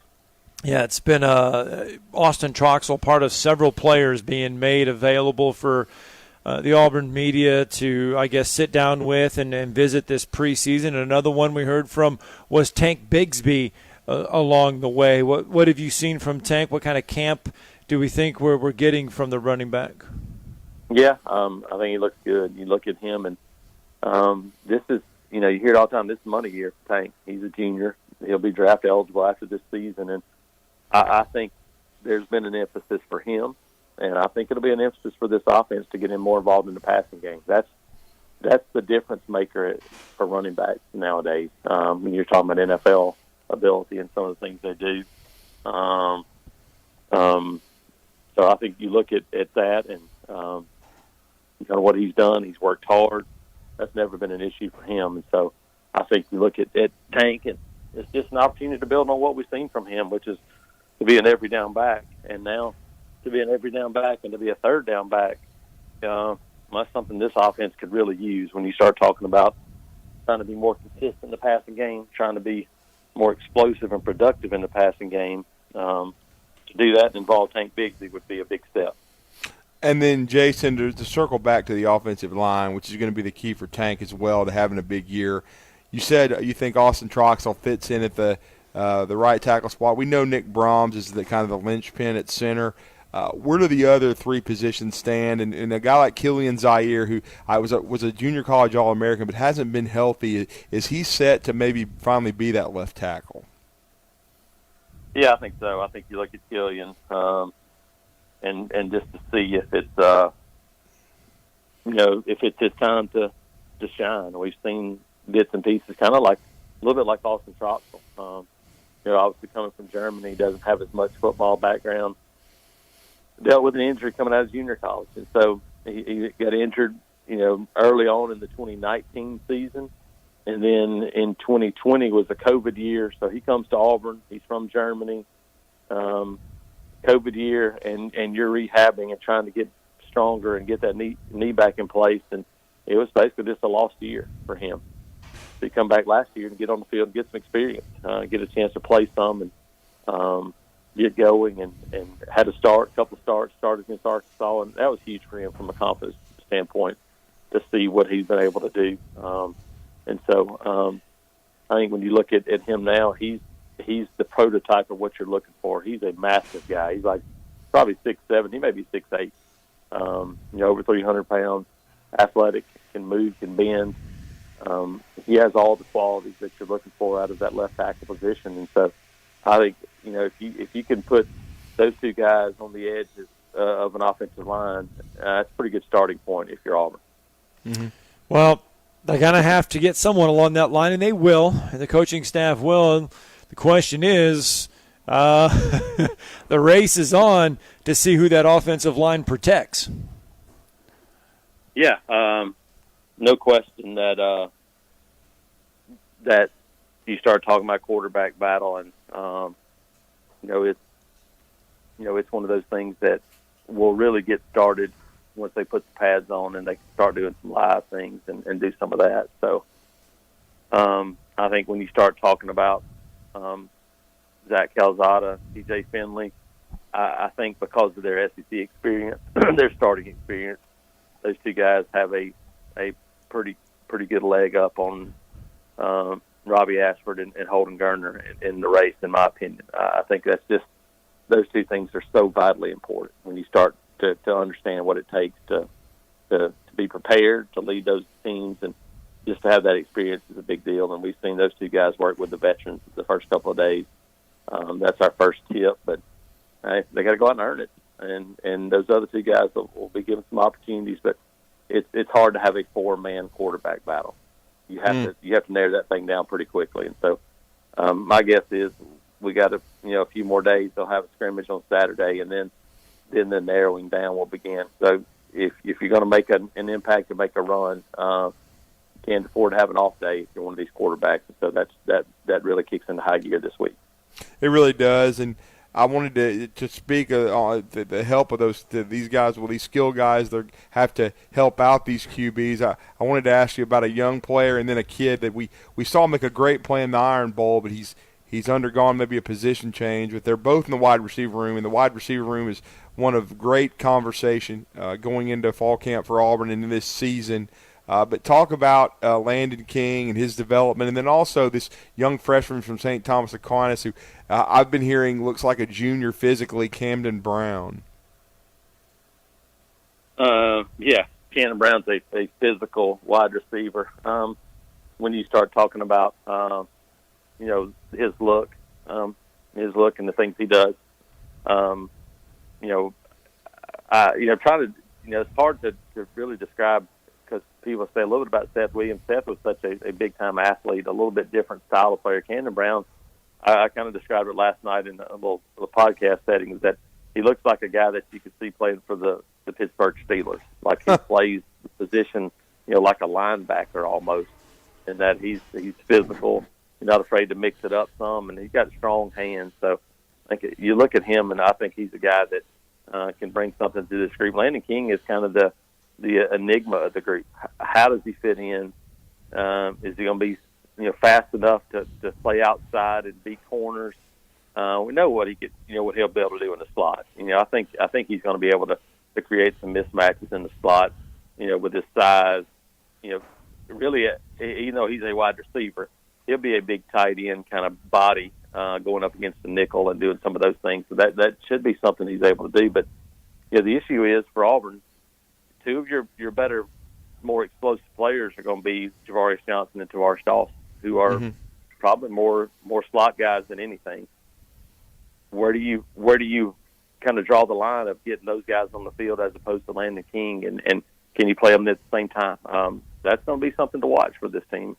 There's a lot of numbers at wide receiver. They got a ton of those guys now when you bring in 5 newcomers with Coy Moore, Salem Worsham coming in from Miami out of Hewitt Trustful, and then the 3 true freshmen. 5 newcomers to go along with that group. That's a lot of bodies, but they got to find somebody that's a consistent playmaker. And just talking about it this morning, I think this Auburn defense is going to be a pretty good group if they can stay healthy. But you got to be more than ball control on offense if you want to win. People look at Georgia last year and go, well, that was a ball control offense that won. That offense scored more than 30 points in all but 2 games last year. Yeah. It might have looked like ball control, but they scored points when they had the opportunity, and that's the step, and that's what you got to do in today's college football world if you want to be competitive. Do you think we'll see Auburn take a little more chances this year with the new offensive coordinator? Yeah, I thought they did a pretty good job of challenging doing some things last year, and for the most part, those going into the Texas A&M game, they played pretty well doing that, and even in Mississippi State, that was probably I went back and that game was on the other night. I went back and watched it again. Probably the best game of Bo Nix's career. And then obviously what we did know would wind up being the last game of his career, but he probably played, and that offense probably played as well as they had in his 3 years in that game. And then of course then you change quarterbacks and change everything, and it kind of derailed the season. Can you pick up where that offense left off with a new start, building around Eric Keesaw and whoever starting quarterback is? Because again, there's some pieces there, but can you do it consistently? And I think you got to be aggressive. But the flip side is that there's no offense that's really good if you're having to take 10 deep shots a game, because you're not going to complete a whole lot of those. That's not the high percentage play. Where you got to be good is throwing the 7-yard pass and having the guy go 75. Right. That's been the difference in Alabama's offense. The difference in Alabama's offense is going to the explosive speed at wide receiver and having those guys be game breakers with a ball in their hands, not necessarily. Now, they do it over the top, too, but it's because of what they've done, in the short game that people have to go, we got to be close to those guys. We can't let them have any separation, and then they go over the top. If you can't make those plays with the ball in your hands, it's really, really hard to be that offense, and that's what Auburn has to find. They got to find those guys that can make those plays in space without having to throw it so deep every time. Well, we're talking to Jason Caldwell inside the Auburn Tigers, Auburn 24/7, and then Jeff Smetting, the new defensive coordinator. A couple of big pieces for him. Jacoby McClain was kind of the heart and soul of that defense last year. They've got Owen Popo back healthy, but a guy that I keep hearing a lot about that may take Jacoby's place is Cam Riley.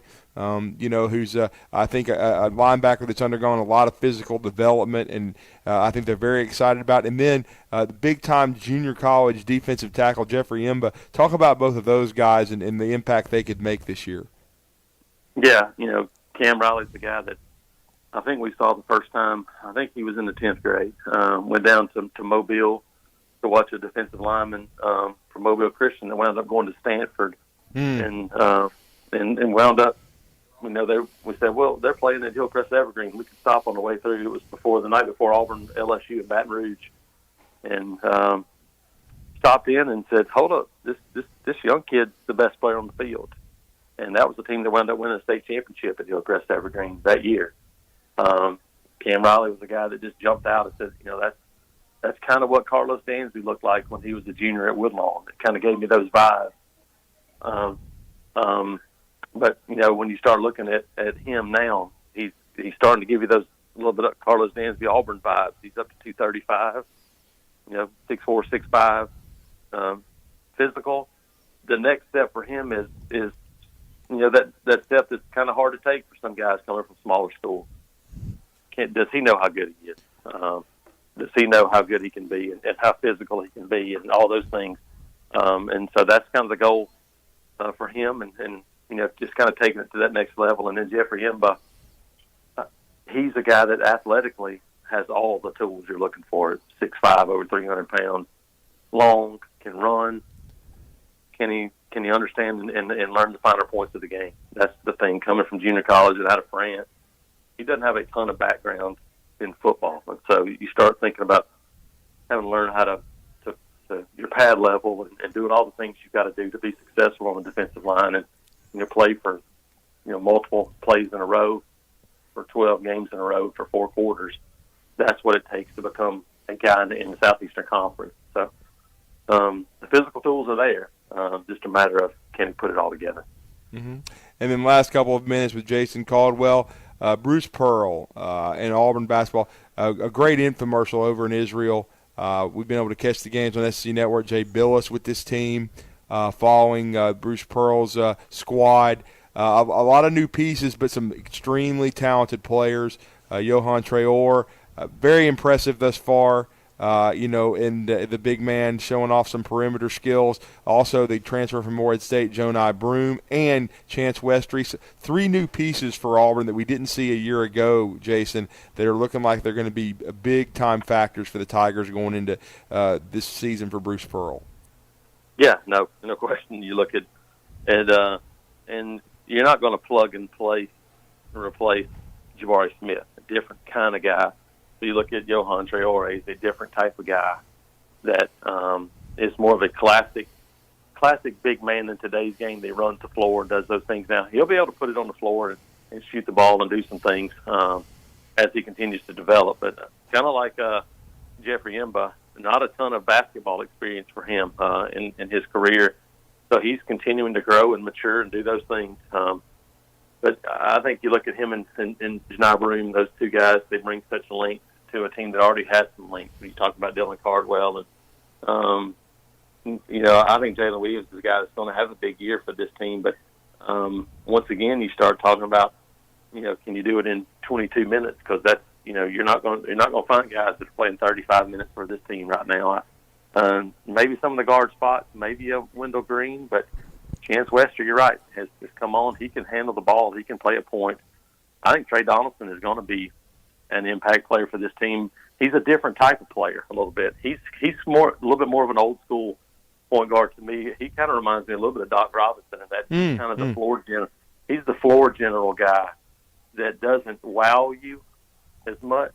And then you look up, and he's been a guy that's been a really consistent contributor in every facet of the game. I think he'll have that role for this team, but it's going to be hard to get into the mix as much maybe at that guard position with all those guys out there. So good problem to have, once again, is depth for Bruce Pearl and his staff, and they got it right now. And this is a huge opportunity. Then it's been such a great learning experience and team building experience for them that it'll pay off for them down the road for sure. Yeah, Walker Kessler really developed it into a rim protector. Auburn had some rim protectors last year. Looks like they, though, could have – I know we talked a lot about the guards, but it looks like they could be right there as well with some more rim protectors again this coming season. Yeah, Janai Broom, was right there with Walker Kessler in terms of block shots last year at Morehead State. And you had Traore and Dylan Cardwell and Jalen Williams, and still got Stretch Akinbola to come off the bench and do some of those things. You got plenty of guys that can get up there and protect the rim. This should be another elite defensive team because of the length that you have outside, and a guy like Chance Westry coming in. He's a guy you can stretch your defense so much and force. We look at all the turnovers they force now. They're not playing, right. State Warriors now, but today will be a different challenge when you start talking about playing the national team. Full of guys that are playing professional basketball. It's a gradual step up. Yesterday was a step up. That was a better team. And then it'll be obviously much different challenge. But, defensively, that's where, Bruce Pearl's team's always going to start. And I think that's where you look at this team and go, man, that's where they've got the opportunity to be elite again. Well, great stuff from Jason Caldwell inside the Auburn Tigers, part of 24/7 Sports. Let everybody know how to follow you guys' coverage. I know you have extensive coverage of the final game today for Auburn over in Israel and hoops, and then, of course, continuing coverage of fall camp and recruiting for Auburn. Yeah, you can check it all out at autigers.com. will get you there. auburnundercover.com will get you there as well as part of the 247 network. And I think until midnight or right before midnight tonight, still got another day to sign up for 50% off an annual subscription. So a great deal for tons of coverage that you'll get from us and all the insight and everything involved with our big staff here. So you check us all out there, and you can also follow me on Twitter at ITATJason. We always appreciate it, sir. Thank you. Thanks, guys. Thanks, Jason. All right, Jason Caldwell with us, helping us kind of recap what's been going on down on the Plains. Auburn Tigers going through fall camp as well. Let's get that final break in. When we come back and wrap up everything here on a Monday from Bill Penny Toyota in the service department. You're listening to Talkin' Ball on 97.7 ESPN, The Zone. We haven't picked up anything new accident-wise. Everything from earlier should be clear or very close to clearing. School zones still may be active in some areas. Got some of those schools that start a little late, so some of those areas may still be active this morning. Cajun Rice is back at Popeyes, and their 11-piece chicken family meal with 2 sides and 5 biscuits is now only $22.99. Popeyes, University and Jordan, 72 in Jeff and North Parkway. Captain Nick in the Popeyes Traffic Center.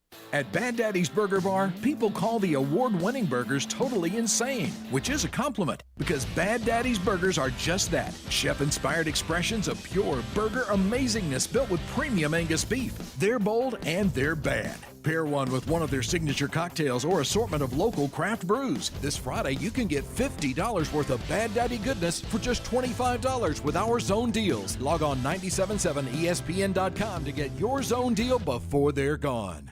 Hey, I'm Jackie, and a little thing I love about the Chick-fil-A chicken biscuit is the chicken. It is golden brown, so juicy, so delicious. It's the perfect savory start to my day. Hey, I'm Matt, and the little thing I love about the Chick-fil-A chicken biscuit is the freshly baked, flaky, buttery biscuit. When I take a bite, it's kind of like, crispy, soft, crispy. Crispy outside, soft interior, crispy chicken. There's really nothing like it. Start your day with the Chick-fil-A chicken biscuit, available on the Chick-fil-A app. Real Chick-fil-A guests paid for their testimonials. If you're ready to lower your utility bills, it's time to call Eagle Insulation. Eagle can handle it all. Attic re-insulation, insulation removal, wall insulation, and new construction insulation, commercial and residential. Our primary goal is to save you money, and lots of it. Typical clients realize their return on investment within 3 to 6 months. That means the re-insulation actually pays for itself and then some. See if we can help you. Contact Eagle Insulation today, 256-755-1556, or log on insulatewitheagle.com. It's been said that there are 3 things in life that are certain: death, taxes, and car commercials. But actually, there's a 4th certainty, the Woody Anderson Ford Rate Lock, that allows you to lock in a finance rate when you factory order a 2023 F-150, Explorer, or Bronco Sport. No more rolling the dice on a future finance rate. Lock it in as low as 2.9% APR for up to 60 months at Woody Anderson Ford today. And while we're featuring 23 F-150, Explorer, and Bronco Sport, this rate lock offer also includes 2023 models of Ranger, Edge, Maverick Gas, and Transit Connect. With approved credit, offer ends 9/5. It's the Summer Supercharged Sales Event at Woody Anderson Ford. And with your trade being worth as much as 30% more than last year, it's a great time to make your move. Oh, and check our Ford Gold certified vehicles too. Low mileage, great warranty, and a full tank of gas and fresh oil change. Swing by today. The Summer Supercharged Sales Event, Woody Anderson Ford. I'm here with Stan McDonald of the Stanton Law Firm. Stan, I guess you are the Stanton in the law firm. Yes, Wes, that's me, and we started the Stanton Law Firm so that myself and 4 other attorneys with me can help clients litigate, negotiate, and creatively solve legal and real estate problems. Now, Stan, you grew up on a family farm in this area and have made a name closing on houses and land with your closing company, Jacob Title. I grew up on a farm which used to be in the country. That, plus having closed on so many homes and farms, one of my colleagues started referring to me as a classic dirt lawyer.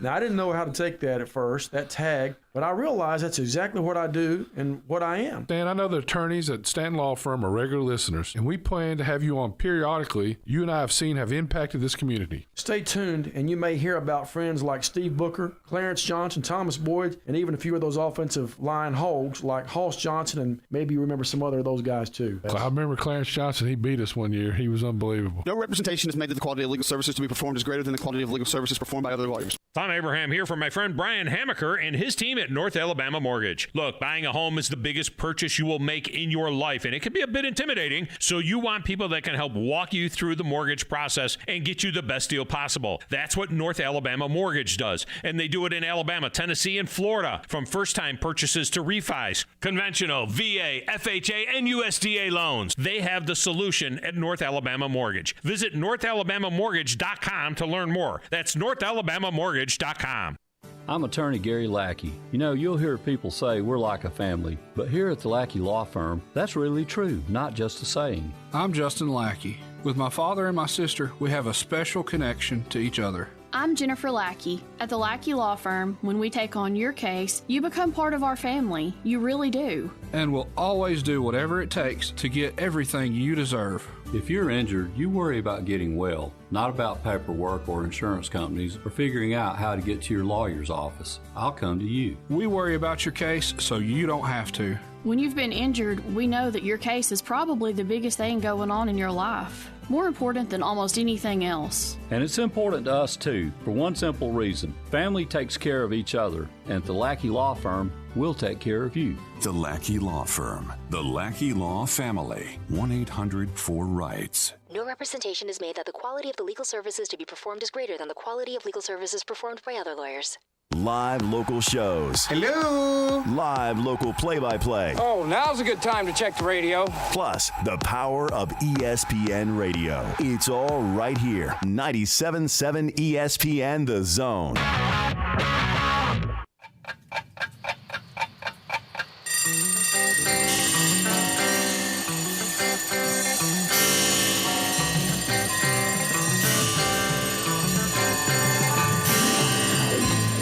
It's time for tomorrow's headlines today with Scott Tyson and Drew DeArmond on 97.7 ESPN The Zone.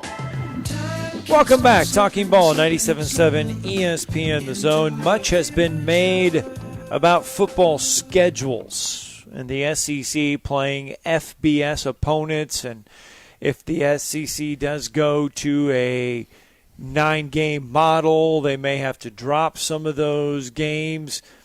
Which a lot of coaches like Nick Saban wouldn't mind. Care. Every SEC, MAC, and Mountain West team this year will play at least one FCS opponent. Yeah. There are only, hear about this though, there are only 15 FBS schools in the country to not play an FCS opponent this fall.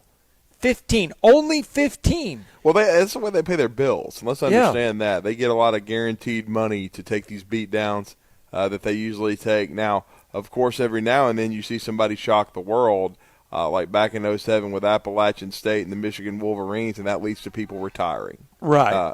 Basically, yes. you know, like a Lloyd Carr. You know, it's about time to retire and move on, and then unfortunately, you hire disasters like Rich Rodriguez, who's now at Jacksonville State, but never should have left West Virginia. But again, that's the way these schools pay their bills. Jacksonville State did a lot of that, and look what they did to Florida State.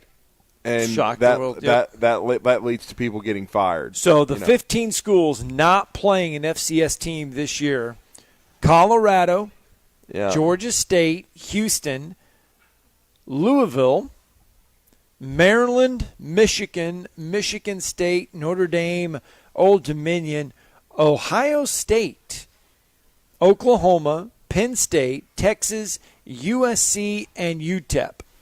Those are the 15 schools in the country this year not playing an FCS opponent. So just threw that out there because much has been made about the SEC upgrading its schedule, like because of adding Texas and Oklahoma. Texas and Oklahoma already on this list for not playing FCS teams. Mm-hmm. So will the SEC follow if they add both Oklahoma and Texas? Will the days of the SEC not playing FCS opponents? Well, you already heard Nick Saban. Texas A&M wants to keep this, by the way. Of course they do, because they have to win games because of how much they suck and are overrated. I mean, let's just be honest. Yeah. We had 8-4 Texas A&M Day last week. Yes, August we did. The 4th, yes, we which did. Was a great day. And now, Ryan Fowler and I ended up trending on TexAgs Radio because of what we were saying about the Aggies on Twitter. But we told the truth. Sometimes people have a hard time with that. Had some went back and forth with some Aggie fans who, think they're in Alabama's head because they won one game and it took them 9 years to win it.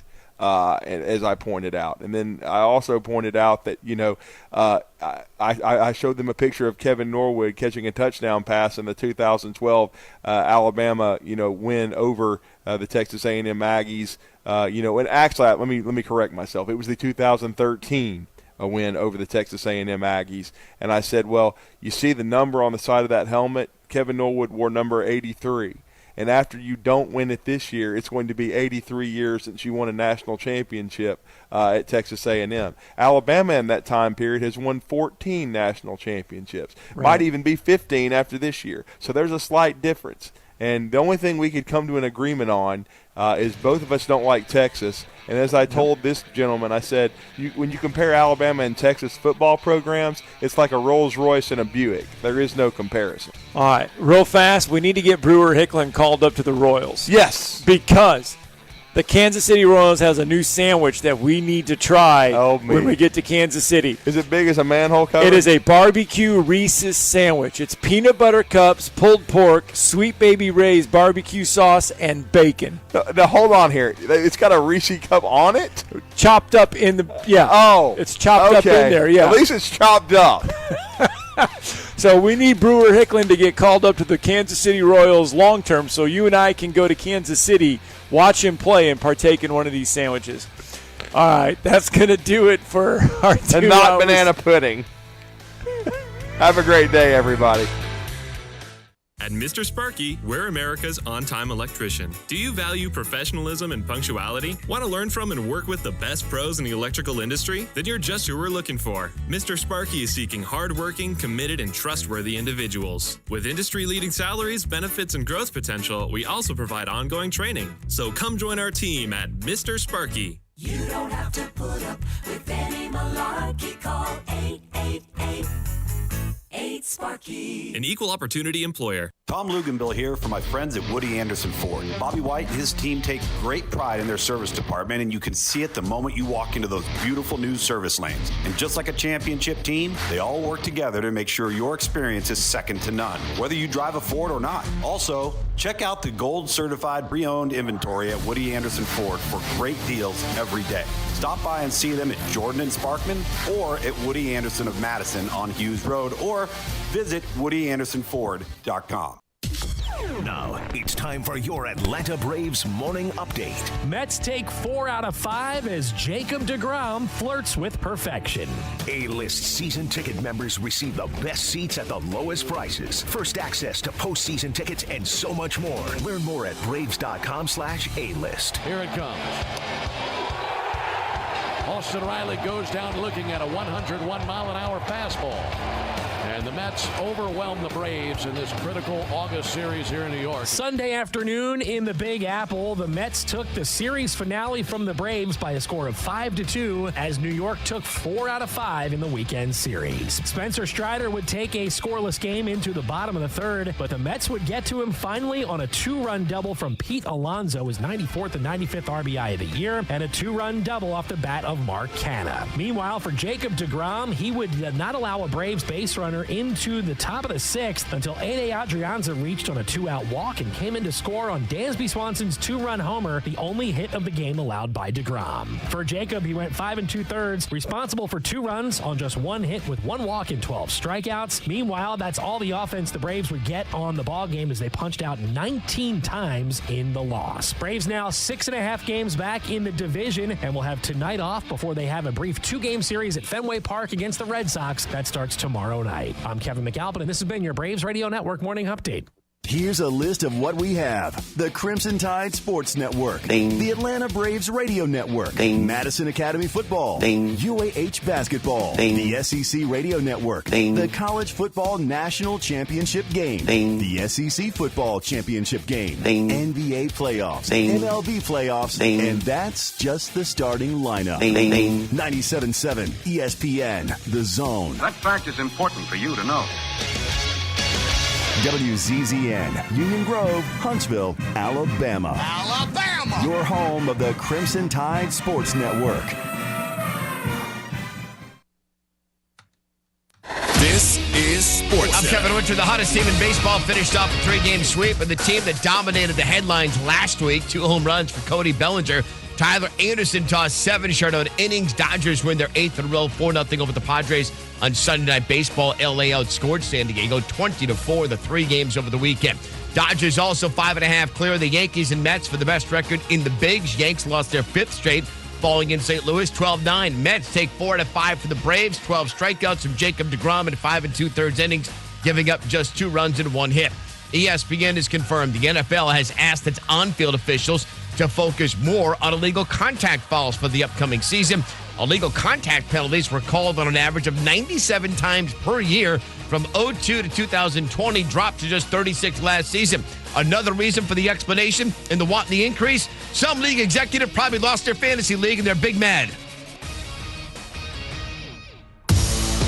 From the ESPN studios at Pier 17 in the Seaport District of New York City, this is Greeny with Mike Greenberg on ESPN Radio, the ESPN app, and on ESPN Plus. Congratulations to the New York Mets on winning the National League East. It is Canty and Carlin in for Greeny on ESPN Radio and on ESPN Plus. We also are on your smart speaker, presented by Progressive Insurance. So much football to get to in this show, including a quarterback with a Super Bowl contender who's got a major injury concern right now, and somebody is trying to cash in on Deshaun Watson's suspension. Canty, what up? What up, brother? Oh, it's been a big, big weekend. I got problems all over the place. I can't get out of my own way in front of the grill. Your problems can't be as big as my problems. Because if you watch my Yankees this weekend, it was abysmal. Yeah. God-awful in St. Louis. Well, we'll get to that in just a moment. Let's start, though, with the good in baseball in New York. Here we go! Only one place to start. Round from his windup, left leg kick the pitch. Swing and a miss, strike 3. A 102-mile-an-hour fastball. Yeah, he's a little amped up, I would guess. Here's the pitch to Grossman. Swung on and missed, strike 3. WCBS in New York, Jacob deGrom retired the first 16 batters to face him yesterday, and his first start back at Citi Field in more than a year. The Mets take 4 out of 5 from the Atlanta Braves, and they have opened up a 6.5-game lead in the National League East. And Chris, I know what I'm doing, okay? I understand the jinx and all that crap. The Mets this weekend won the National League East because if you have these two guys healthy, nobody is beating the Mets, period. The way Scherzer and deGrom looked this weekend with just between the two of them, the 2 runs that were allowed late by deGrom on the home run to Dansby Swanson, that was it over 12 2/3 where they combined to give up 5 hits and strike out 23. You cannot beat that duo if they are both healthy, and deGrom looks every bit healthy. And what I love about what I saw from deGrom on Sunday, Carlin, was the fact that it feels like Max Scherzer's presence is going to push Jacob deGrom and get the best out of him. Like, we talked about how motivated he's going to be because he wants to opt out at the end of this season. But having Max Scherzer there, a guy that is a horse, a guy that's always going to be around 200 strikeouts every single year, I think his presence challenges Jacob deGrom in a way that's going to bring out the best of him. And down the stretch of the regular season on into the postseason, that's going to be great for the Mets. You're talking about a guy that was a 2-trick pony yesterday. He didn't even throw his changeup, Carlin. He said he had his slider working for him in the bullpen and warming up before the game. It was fastball slider the entire time. He was doing a great job of tunneling his pitches. The Braves lineup didn't know whether it was a fastball, didn't know whether it was a slider. And that explains how he generated 18 swings and misses. 18 straight swings and misses on his first 18 sliders. Really impressive outing by Jacob deGrom. Overall, an impressive weekend by the Atlanta Braves. You had a feeling... By the Mets. By the Mets. You had a feeling it was going to go the Mets' way when the Braves blew that Thursday game where they had a favorable pitching matchup between Kyle Wright and Cookie Carrasco. But the fact that their trade deadline acquisition, Tyler Naquin, stepped in, had 2 home runs on the way to a Mets lineup having a really big night against Wright, I think that proved to be the difference in terms of setting the tone for this weekend series with the Braves, the primary challenger for the Mets in the NL East. And speaking of setting a tone, I mean, how about your guy? Edwin Diaz is just lights out. By the way, SNY now is shooting every Edwin Diaz entrance with the trumpets. as if it's Ray Liotta in Goodfellas going into the Copa. I mean, he is walking in from center field. They have got the camera all the way in on the jog. And why not? The guy's been, look, you can honestly make the case that he's a Cy Young Award winner. And it's not often that it happens with closers, but it can. And the way it's gone, and you know what? I'm just happy for the guy because it had been so bad when he got here for that first year and a half, 2 years, and he started to come around last season. But it had been so bad, and the fans had so much ire for somebody that was supposed to be so good. Chris, I even remember a quote the first year where Diaz basically indicated, maybe I'm not a New York guy, you know, that it was getting to him. And you see what he is now.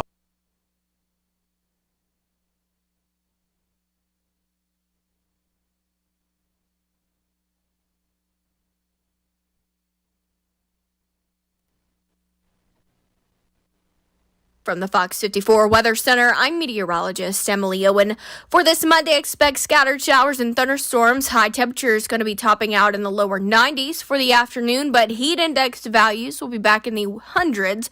For your Monday night, a few isolated showers and storms possible, otherwise mostly cloudy sky. Low temperatures falling into the lower 70s. I'm meteorologist Emily Owen on your home for ESPN Radio 97.7 ESPN, The Zone.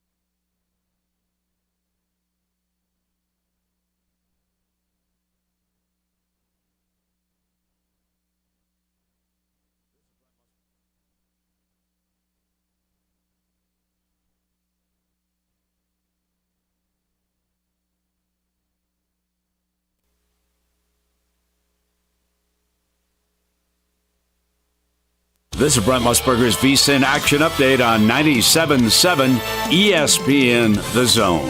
The Yankees and Astros are the favorites to win the American League pennant. New York plus 130, the Astros plus 190. The Dodgers are plus 165 favorite to win the National League pennant. With the NFL preseason underway following last week's Hall of Fame game, the Bills and Chiefs remain the favorites to win the AFC Championship. Buffalo plus 300, Kansas City plus 450. Tampa Bay the favorite to win the NFC at plus 325. The Packers and Rams both plus 550. Buffalo the favorite to win Super Bowl 57 at plus 650. Tampa plus 750. Steelers quarterback Kenny Pickett the favorite to win Rookie of the Year at plus 700. Atlanta's Drake London, the Jets Breece Hall, and the Saints Chris Olave, all plus 800 to win Rookie of the Year. Red Hot winning picks at experts.winnersandwiners.com. Save 75% on any best bet package with the promo code ACTION75. That's ACTION75 at experts.winnersandwiners.com. Save 75%.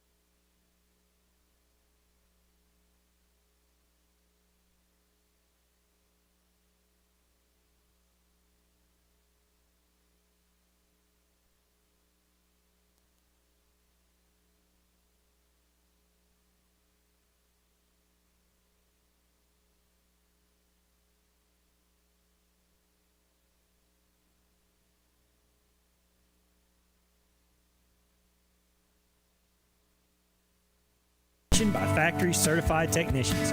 They have a 14-day, 1,000-mile money-back guarantee, a great comprehensive limited warranty, 24-hour roadside assistance, and go home with full tank of gas and a fresh oil change. Get nearly a new ride and none of the worries. Woody Anderson Ford, Jordan Spartman, hope to see you soon. This is Wes Neighbors talking to Chris Haygood of Bob Wallace Appliance. Chris, what sets you apart from other appliance dealerships? Wes, these appliances are going into the most used room in your house, your kitchen. The way we have these appliances displayed, it's easy for you to visualize how they'll look in your home. Wes, what sets us apart is the people. They're well trained. In fact, they live and breathe these appliances. And if you need service, you'll really appreciate our parts department. Contact Bob Wallace Appliance at 256-533-2121. Forgiveness. Wow, what a word. What a gift. All of us have done things in our lives that we regret. All of us have done things that are disobedient. All of us have sinned and fallen short of the glory of God. Thank God for his forgiveness. Thank God that he separates our sins as far as the east is from the west and remembers them no more. Hey, I'm John Dees, pastor of Cross Point Church, smack dab across the street from the YMCA in Madison. Check us out at cpcfamily.org. Hi, everybody. Eli Gold here. Right now, indoor air quality occupies top-of-mind awareness for families and business owners. Rick Smith and the trusted professionals at Environmental Comfort Systems can take care of your indoor air quality concerns with their state-of-the-art indoor air quality solutions. Environmental Comfort's indoor air quality systems remove 99.9% of airborne contaminants so you and your family can breathe clean, fresh air. If anyone in your family suffers from allergies, or if you just want the security of knowing the air you breathe inside your home is free from viruses, bacteria, pet dander, dust, and odors, Environmental Comfort Systems are the professionals to call. Environmental Comfort also carries state-of-the-art, high-efficiency comfort systems that increase home comfort, keep humidity in check, and help you save money on your energy bills. Give my friend Rick a call or visit them online at envcomfort.com and breathe cleaner air today. Environmental Comfort Systems, Alabama license number 92314. This is Brent Musburger's VSiN Action Update on 97.7 ESPN The Zone. The Yankees and Astros are the favorites to win the American League pennant. New York plus 130, the Astros plus 190. The Dodgers a plus 165 favorite to win the National League pennant. With the NFL preseason underway following last week's Hall of Fame game, the Bills and Chiefs remain the favorites to win the AFC Championship. Buffalo plus 300, Kansas City plus 450. Tampa Bay the favorite to win the NFC at plus 325. The Packers and Rams both plus 550. Buffalo the favorite to win Super Bowl 57 at plus 650. Tampa plus 750. Steelers quarterback Kenny Pickett the favorite to win Rookie of the Year at plus 700. Atlanta's Drake London, the Jets Breece Hall, and the Saints Chris Olave, all plus 800 to win Rookie of the Year. Red Hot winning picks at experts.winnersandwiners.com. Save 75% on any best bet package with the promo code ACTION75. That's ACTION75 at experts.winnersandwiners.com.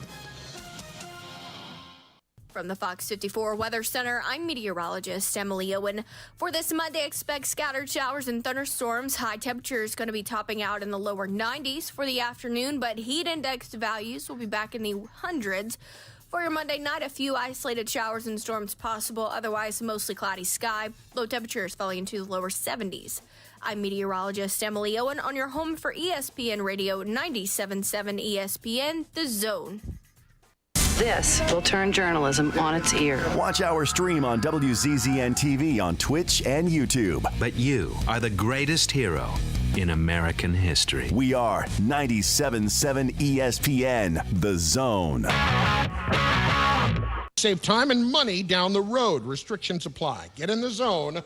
AutoZone. We welcome in ESPN NFL insider Jeff Darlington, who joins us on the phone right now. Jeff, it's Chris Carlin, Chris Canty.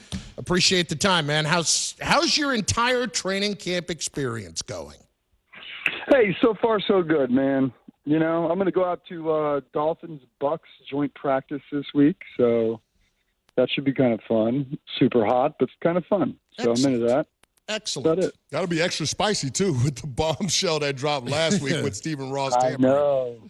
Yeah, it's kind of funny. It's like it's not one of those things where, like, it's obviously the fact that Tom Brady plays for the Bucks and the Dolphins were a major part of that story. Like, but I mean, what's anybody really going to say? Like, Tom's here, the Dolphins are here, but we're going to certainly try to make something out of it. Well, Jeff, being down there, the biggest story in all of it for the Dolphins is Tua and what to expect this year. Right. What is a realistic, I'm not talking about expectation in terms of numbers, but expectation in terms of improvement.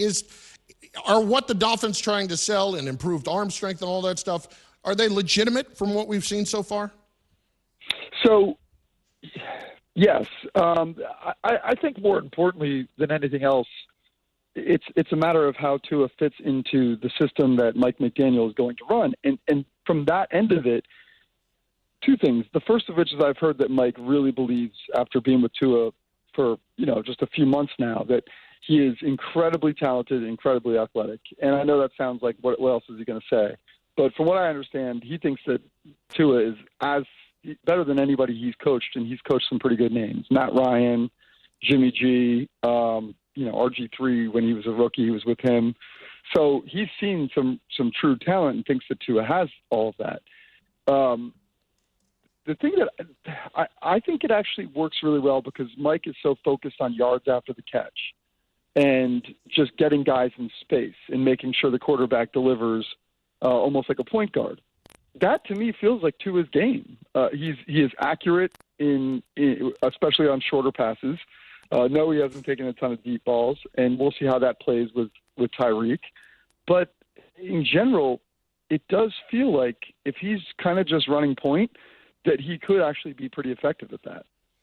Jeff, we got quarterback questions of a different nature with the reigning defending champs, the L.A. Rams. Seems like Matt Stafford and Sean McVay are trying to downplay this elbow soreness that Stafford is dealing with early on in camp. What's your read on that situation? Yeah, it's funny because I love McVay. I love Sean. He sort of opened it up and he started saying it's kind of an abnormal injury. It's kind of a baseball thing. And people are like, wait, what? And then Matt kind of had to come out this weekend and be like, no, I'm fine. Obviously, it's the quarterback of the defending Super Bowl champs, and we are perfectly within, I think, our rational scope of things to question his health. I mean, he's not able to throw in team drills. He's just doing 7-on-7s and individuals. My sense, though, is that they're being pretty sincere and genuine in the sense that they just want to make sure that he is ready for week one and can manage this soreness and this pain to the best of his degree. He was able to make a ton of throws this weekend, and he looks pretty good doing it. So I do think it's just about pain management. And while that can be nagging, I don't think that this is the type of injury that ultimately causes him to miss any time. Jeff Darlington, ESPN NFL Insider, joining Canty and Carlin. In for Greeny on ESPN Radio and on Sirius XM Channel 80. We are presented by Progressive Insurance. Jeff, one more quarterback situation. Chicago, Justin Fields. The Bears seemingly have not done anything to help him. In fact, the situation looks like it might be a little bit worse. They didn't draft him, so that's the big question. Is this a big year for Fields? And if it is, should it be? It is a big year, yes. Is it fair to him that during a big year he's got really very little to work with? Not really. Look, we talk about Tua and Jalen Hurts, and we talk about the fact that both teams have loaded up around those guys to say, hey, we don't exactly know what we have in either guy completely just yet, but we're going to find out. The discouraging and disconcerting aspect of the Bears situation is that it doesn't feel like they even did that. I don't know that he's really in a great position. I don't know what it will take to eventually be able to find out what his potential truly is. But if the Bears continue on this path, it feels like it's going to happen somewhere else because there's no way we're ever going to know fully about Justin Fields with the roster that's around him in Chicago right now. Jeff, last one from me. We spent a lot of time this offseason talking about the Cleveland Browns because of the impending Deshaun Watson suspension. But Kareem Hunt made plenty of noise this weekend when he sat out of practice a couple of days because he wanted a new contract. He returned to practice on Sunday. What are you hearing about that situation, and how does this play out moving forward? Yeah, this is a tricky one because Kareem Hunt, like we're all prone to think of his awesome days with the Chiefs, and then he was effective 2 years ago with the Browns as well, but he's not even their number one guy. Like Nick Chubb is the clear starter, and last year when Kareem was down, he was kind of more like their third guy because of some nagging injuries. The Browns are basically, no, man, sorry. You're on a 2-year deal. You finished the first year. What are we going to do here?